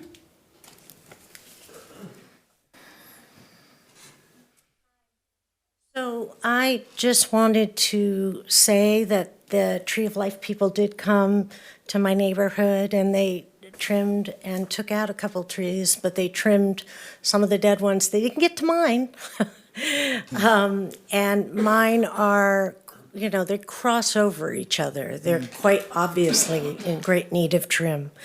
And so I would wholly support that you support this, because especially in the environment where we don't know our groundwater sources, one of the biggest problems is we start losing trees, and this could be catastrophic if we just don't take care of it. Thanks. Mr. Mayor, that was the last public speaker card I have for this item. Are there any comments from the dais? Looking for a motion to authorize. Oh, didn't see you. Councilmember Hadley. Thank you. I just have one question for the administrator. We, on this, when it goes out for proposal, now, because you mentioned so many days or months or whatever trees that this is going to be, is this going to then, whoever puts in a proposal has to do prevailing wage? Yes, sir. This will be a prevailing wage job, require all the necessary licenses, bonding, and insurance. Okay, all right, that's what I need to know. Thank you. Are there any other comments from the dais? Looking for a motion to authorize staff to release a request for a proposal for tree pruning services for the city of Oroville. I'll second that.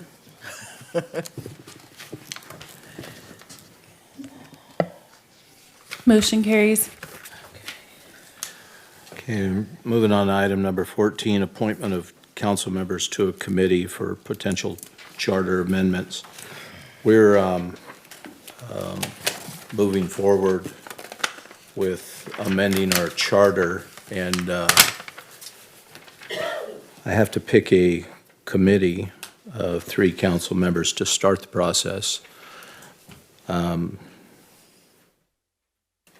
However, just a few months ago, there was an item of the same on the agenda that was agendized the same. And although I see no problem with this, the way this is agendized, I was accused of violating the Brown Act. So moving forward with caution in this area, I would like to see this re-agendized after some discussion about who would like to serve on this committee. And then we can include in the agenda a little more detail. Although I want to be very clear, I see nothing wrong with this agenda. But that's the way we're going to move forward. So is there anyone from the dais who would be interested in serving on this committee? Vice Mayor Thompson. I most definitely would like to serve on this committee. I would like to serve on this committee.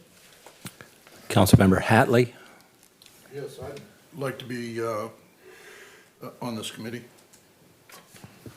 I would like to as well. Councilmember Pittman. I'll throw my hat in the ring. Okay. And Mr. Mayor, if I could offer a bit of Councilmember solace. Smith. I may as well pile on. A ditto. Is that still a word? That is a word. A technical legal word, but it is a word. If I could offer just a bit of solace, there are is contemplated 3 positions here. But all of the decisions of the committee would come back for a determination by the full council as to what, if anything, would go on a ballot. So the committee would be making decisions as to the details, but then it would all come back to the council for the council to make a decision. And I'm going to just strictly hypothetical, if there were 7 items that the committee said, these are things that we would like to see, and here are the details of what we would like to see in each of those 7 items, you as a council can say, we like item number 1 and number 3 and 5, 6, and 7, but number 2, we're not going to present to the voters, and number 4, we're not going to present to the voter. So the council would still have the ability to say what ultimately would be presented to the voters or not. I just wanted to throw that out there. Mr. Mayor, I just want to make sure you know there are some public speakers also who'd like to speak to this item. There's one public speaker, Bobby O'Reilly.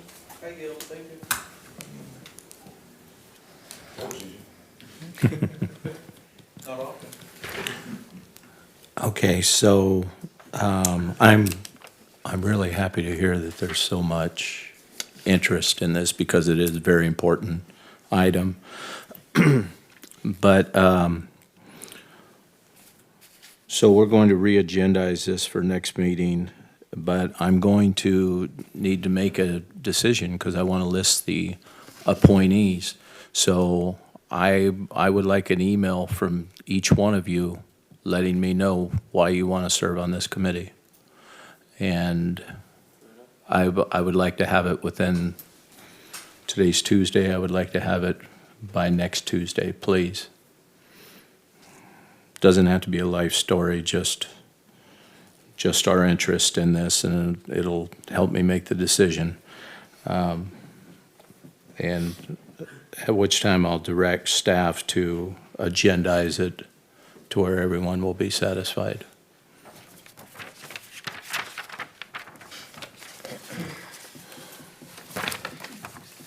So moving on to item number 15. Item number 15, Mr. Mayor, is just a letter that was written to PG&E regarding what I believe is expresses the community frustration as well as the councils with the public safety power shutoffs that PG&E has been conducting. What staff is looking for is from input from the council.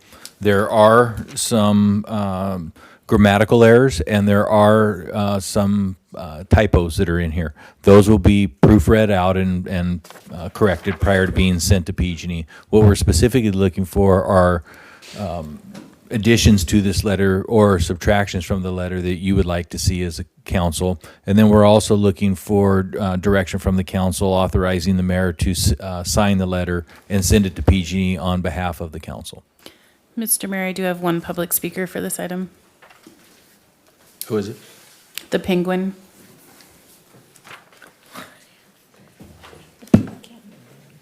Just going to be brief on this item real quick.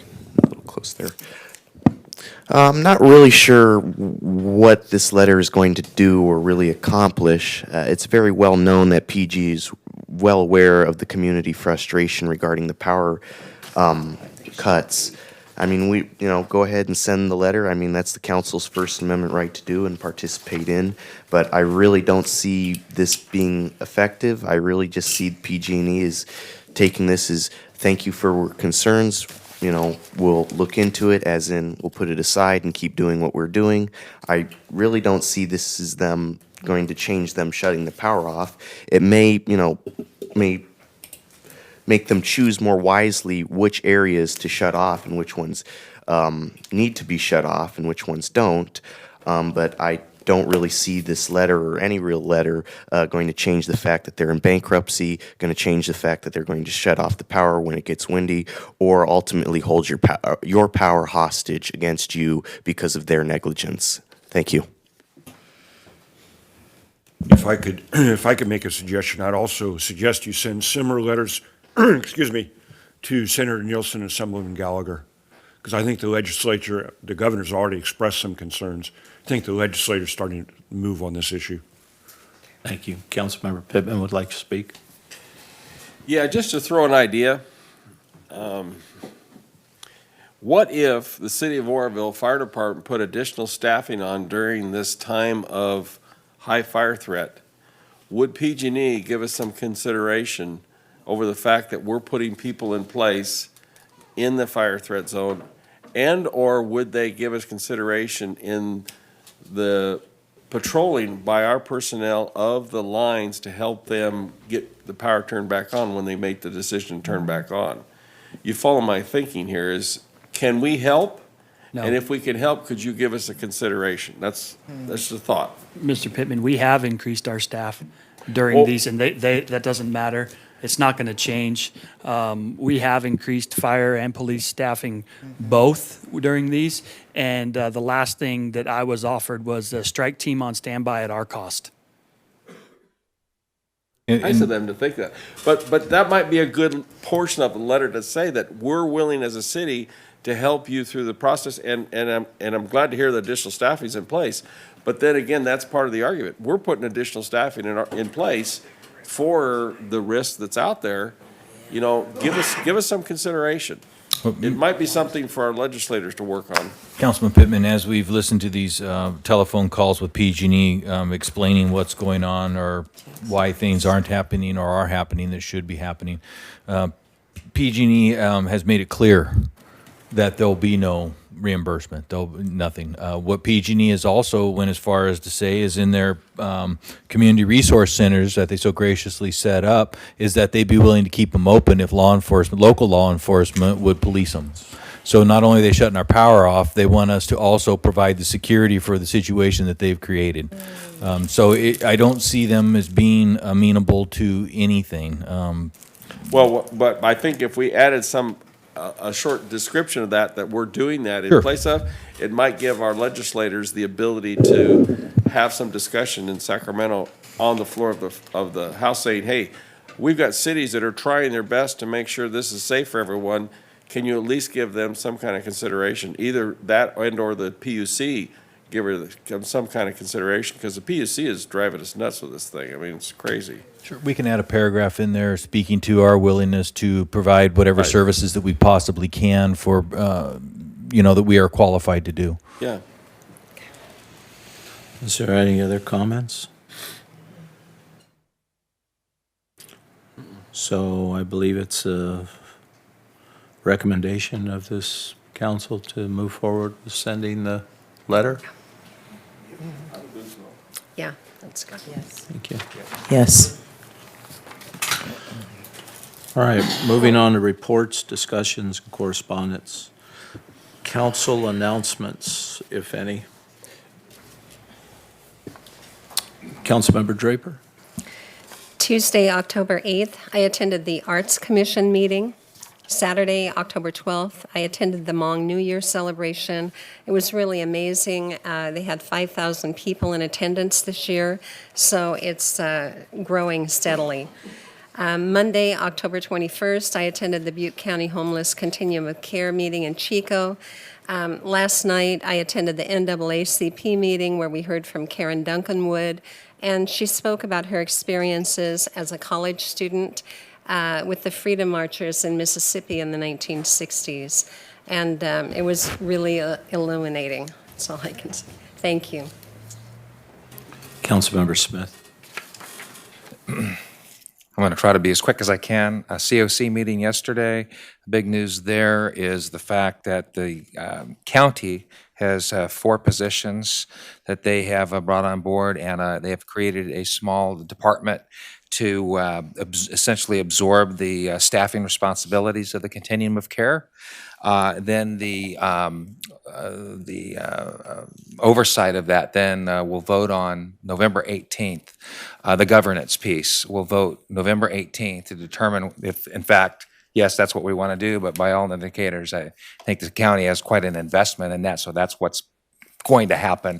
And I think that moving forward, that's going to be a good thing. The county has a lot more resources to adequately facilitate all of the things that go on with the continuum of care and dealing with, the housing crisis that we have here in our county and in our city. Report out on the League of Cities, which the mayor and I attended this past week.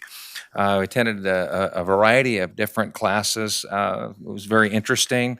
I could probably talk some time about that. I'm not going to, but just a couple of highlights of the things that I thought were interesting. They talked about the sixth council member, social media. We kind of had a little bit of that brought up here tonight. And so even a council member clicking the like button has implications. I thought that was rather interesting. So all of us, just coming out of that meeting, we need to really be careful how we manage ourselves as council members in the social media environment. Also dealt with some just new dynamics with harassment and as it applies to the workplace and implications to cities and responsibilities there. The hashtag MeToo 2.0 class I found rather interesting that there's implications, again, even for us as city council members and minding our P's and Q's, which comes to the next class, civility in the chambers. That how we treat one another and respect one another goes a long way to empowering our city administrator and other management in attracting qualified employees. Who wants to work for a city where there's grumpy council members? So, I think that it reinforced the fact that, civility is very, very important, decorum and respect that we show towards one another. And so for me, it just reminded me of that dynamic. And I also, there was some discussion with the Cottonwood Estates. Some of the folks met with me, some of the concerns with policing, and I just want to say that very encouraged by, again, Chief Deal and how he's handling that. And the folks there are very encouraged by the city's response, and there's still work to be done. With that. And finally, I'm very glad that we approved on the consent agenda tonight to fully underwrite the Alliance Band's request to use a municipal auditorium. And because there's just so much momentum, they're really ambassadors for our city as they prepare, our Alliance Band prepares to go and play at Carnegie Hall. That being said, the Courier Square Mall, which is part of the Rayleigh's shopping center, that October 31st between Marshall's and Petco, I'm sure most of us know where that's at, there's going to be a community haunted house. And all these proceeds are going to go towards supporting the Las Plumas High School clubs and band and the band boosters so that they can get to Carnegie Hall. And so I'm just really encouraged that even new community members, that this particular mall was just purchased recently. And it's just great to see them just jump right in and get their hands involved in our community to support the band booster. So it's just a lot of good stuff going on. I think that's it. Thank you. Thank you. Is there anyone else?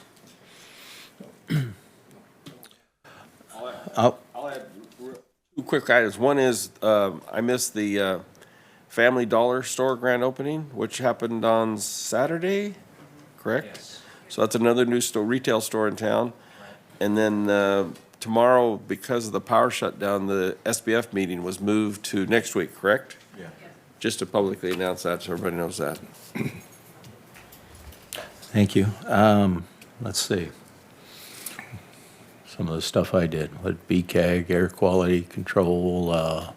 I was a speaker at the Hmong New Year Festival. Excellent event. I highly recommend everyone go to that.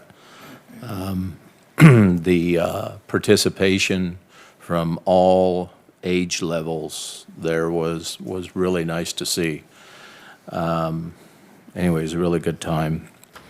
Went to League of Cities. Went to some classes. I thought the training was redundant. I think that Bill Agrone, the city staff, provides adequate training for all of this. Everything that I was at, we already have been trained in.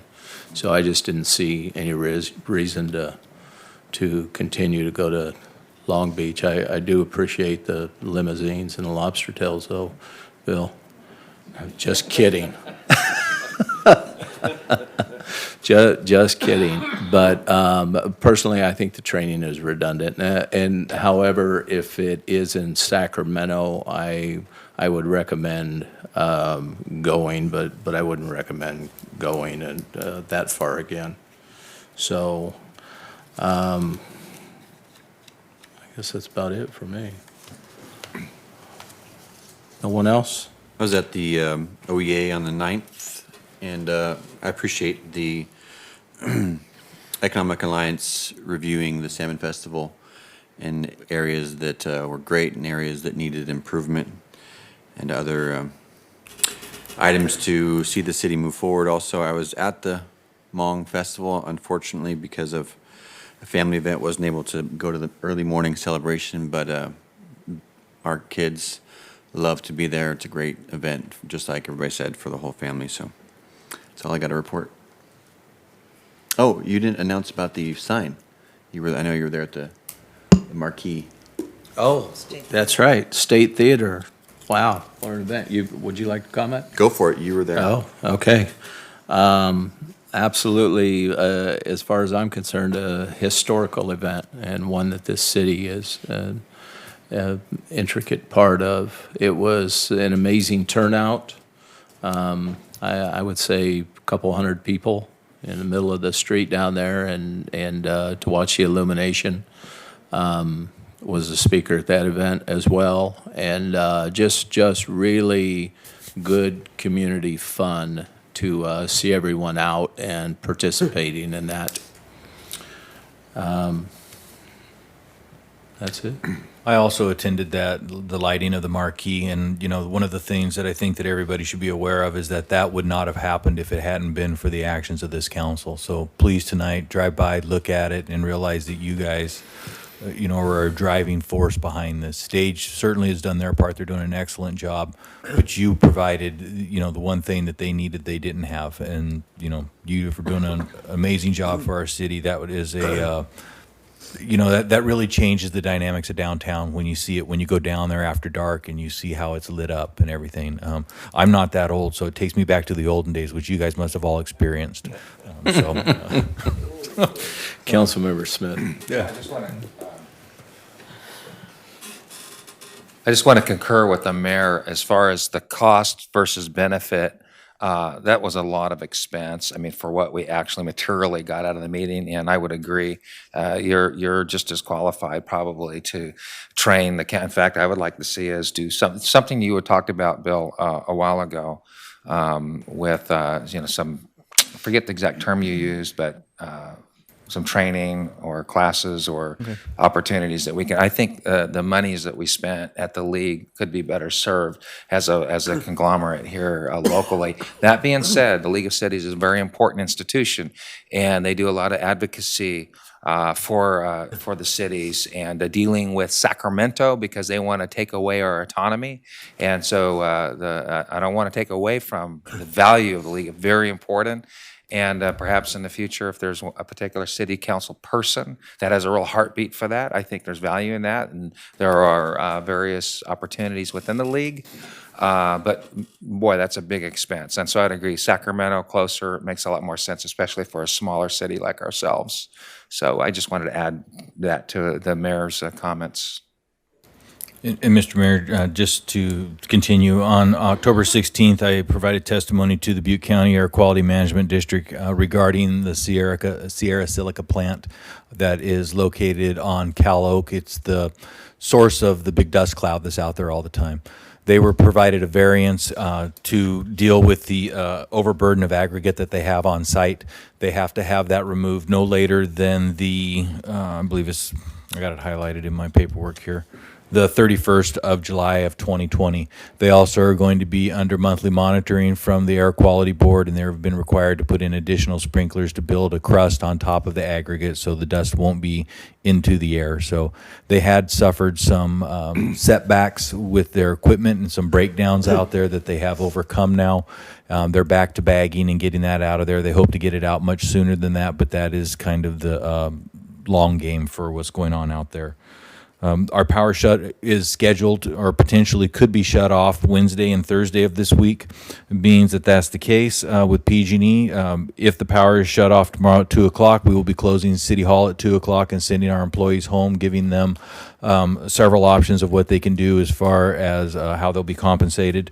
If the power is off on Thursday, we will have our City Hall employees will still be at home, and we'll deal with that as it comes. Being that that's going to be happening, on Wednesday we had an SBF meeting scheduled. That's been rescheduled to next Wednesday, the 30th, I believe, of October. We've done that because we don't know what PG&E is really going to do. They're telling us varying things at varying times. So right now, in abundance of caution, we're moving the meeting. We are also going to be moving the Planning Commission meeting, which is scheduled for this Thursday. So what we're going to do is on this Thursday, if we have power, don't have power, we're going to open the meeting, and then we're going to adjourn the meeting until next Tuesday, because there's a lot of items on there that have been waiting that need to be dealt with. And so we're just going to adjourn that meeting until the following Tuesday when we should have power.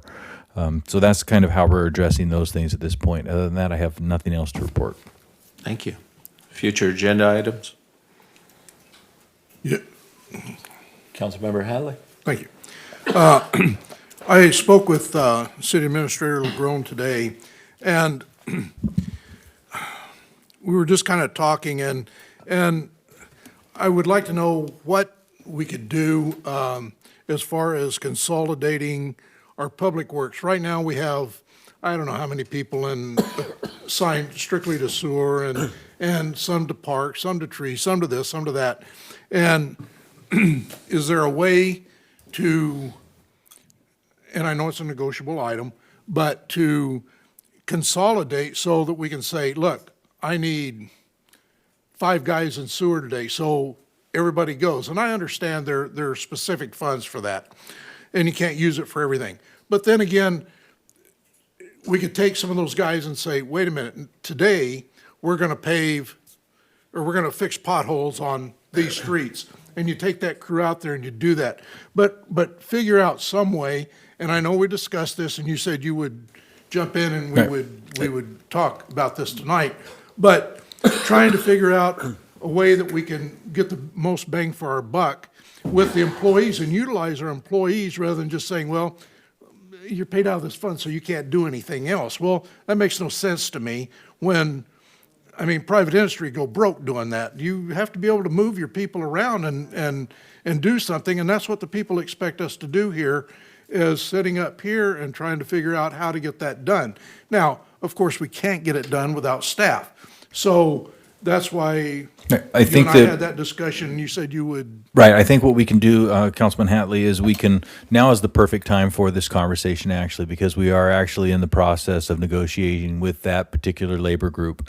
So I think what we could do is we could come up with and I'm just grabbing words or examples, a public works operator 1, 2, and 3. And as a person progresses through their career, they start out as a 1, progress to a 2, and then a 3. And with that, the public works operator you wouldn't be assigned necessarily just to streets or parks and trees or even to sewer. You would be assigned to the entire division down there unless you had special licenses or something that indicated that you were you are designated as a sewer employee.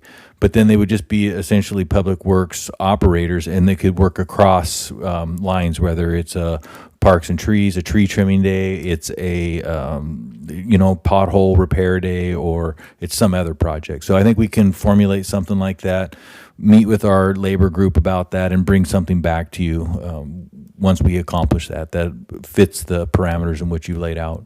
Well, like we talked about today, and that would be a future agenda item that I would like to see, that we could possibly Right. head that I think we direction. can Just bring something back to a start the- skeleton. At least start the conversation. Correct. I think we can bring back a skeleton of what that would look like for you, and then we can fill the details in as we have to meet certain meet and confer and things like that with our labor groups. And I want to make it perfectly clear so it doesn't go out of here the wrong deal. I am not in any way suggesting that our finance director crawled in a manhole cover and check anything. I'm not suggesting that at all. So. Darn it. Sounds like fun. Yeah, oh yeah.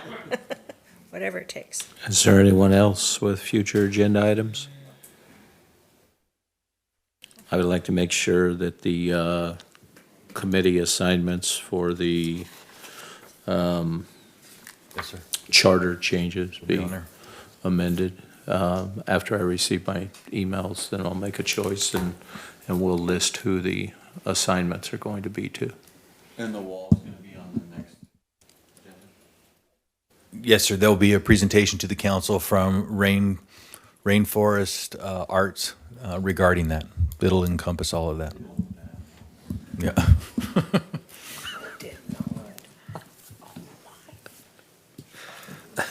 Okay, administration reports.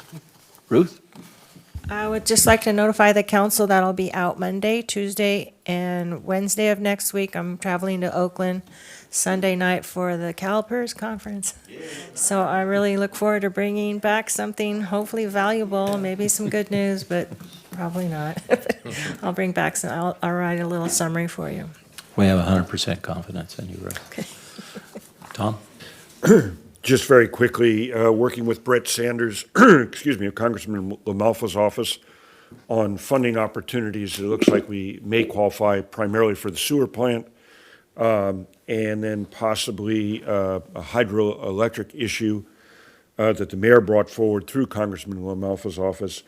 Assembly Bill 430 got signed, which is the CEQA exemption for projects that are comply with the general plan that are less than 50 acres, that have no wetlands, no rare and endangered species. That will affect development in Oroville. It's effective January 1.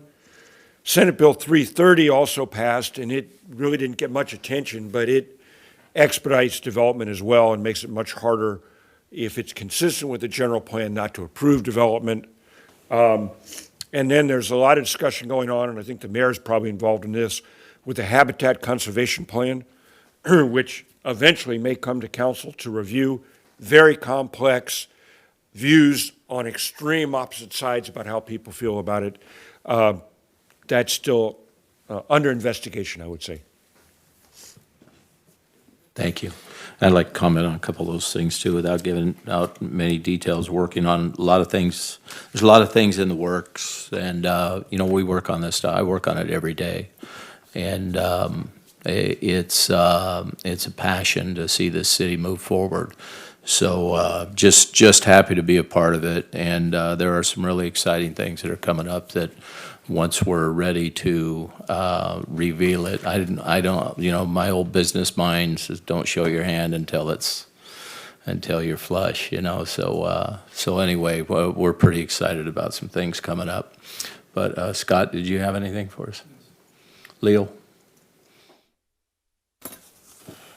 Yes, couple things. We just received master plans in for plan review on Vista Del Oro, which is great. That's should be moving on those 70 homes, remaining lots out there, which is pretty exciting. Additionally, the next planning commission meeting, we're coming forward to try to extend Lakeside Place Phase 2, as it looks like they want to move on that. And so we just need to try to get that extended a little bit longer so they can start production out there. So there's another 50 or so lots out there. So that's encouraging. Additionally, we've been going back and forth with the owner of Ruddy Creek subdivision, and they're refreshing their environmental stuff on that, and they're going to be wanting to move forward with the annexation and try to get going on that. So that stuff's moving along pretty well. That's the most imminent stuff we have going right now. Thank you. Chief? Fire Prevention Week, we had an open house at the fire station first weekend in October, and it was very well attended. I thank everybody that was able to make it to that. Obviously, we all talked about Hmong New Year's. It was a safe event with the help from our local law enforcement that was able to help us with that. And I've been working with Leo moving forward on the Oroville Public Safety Department remodel. I think we're well on our way there with a few more things that we need to get, but that company's been working pretty decently with us, I think, and I think we're going to be able to move forward here in the coming weeks. Great. Thank you. Okay. I guess that's about it. This time we're going to adjourn the meeting. Next meeting will be November 5th, 2019 at 5:30 p.m.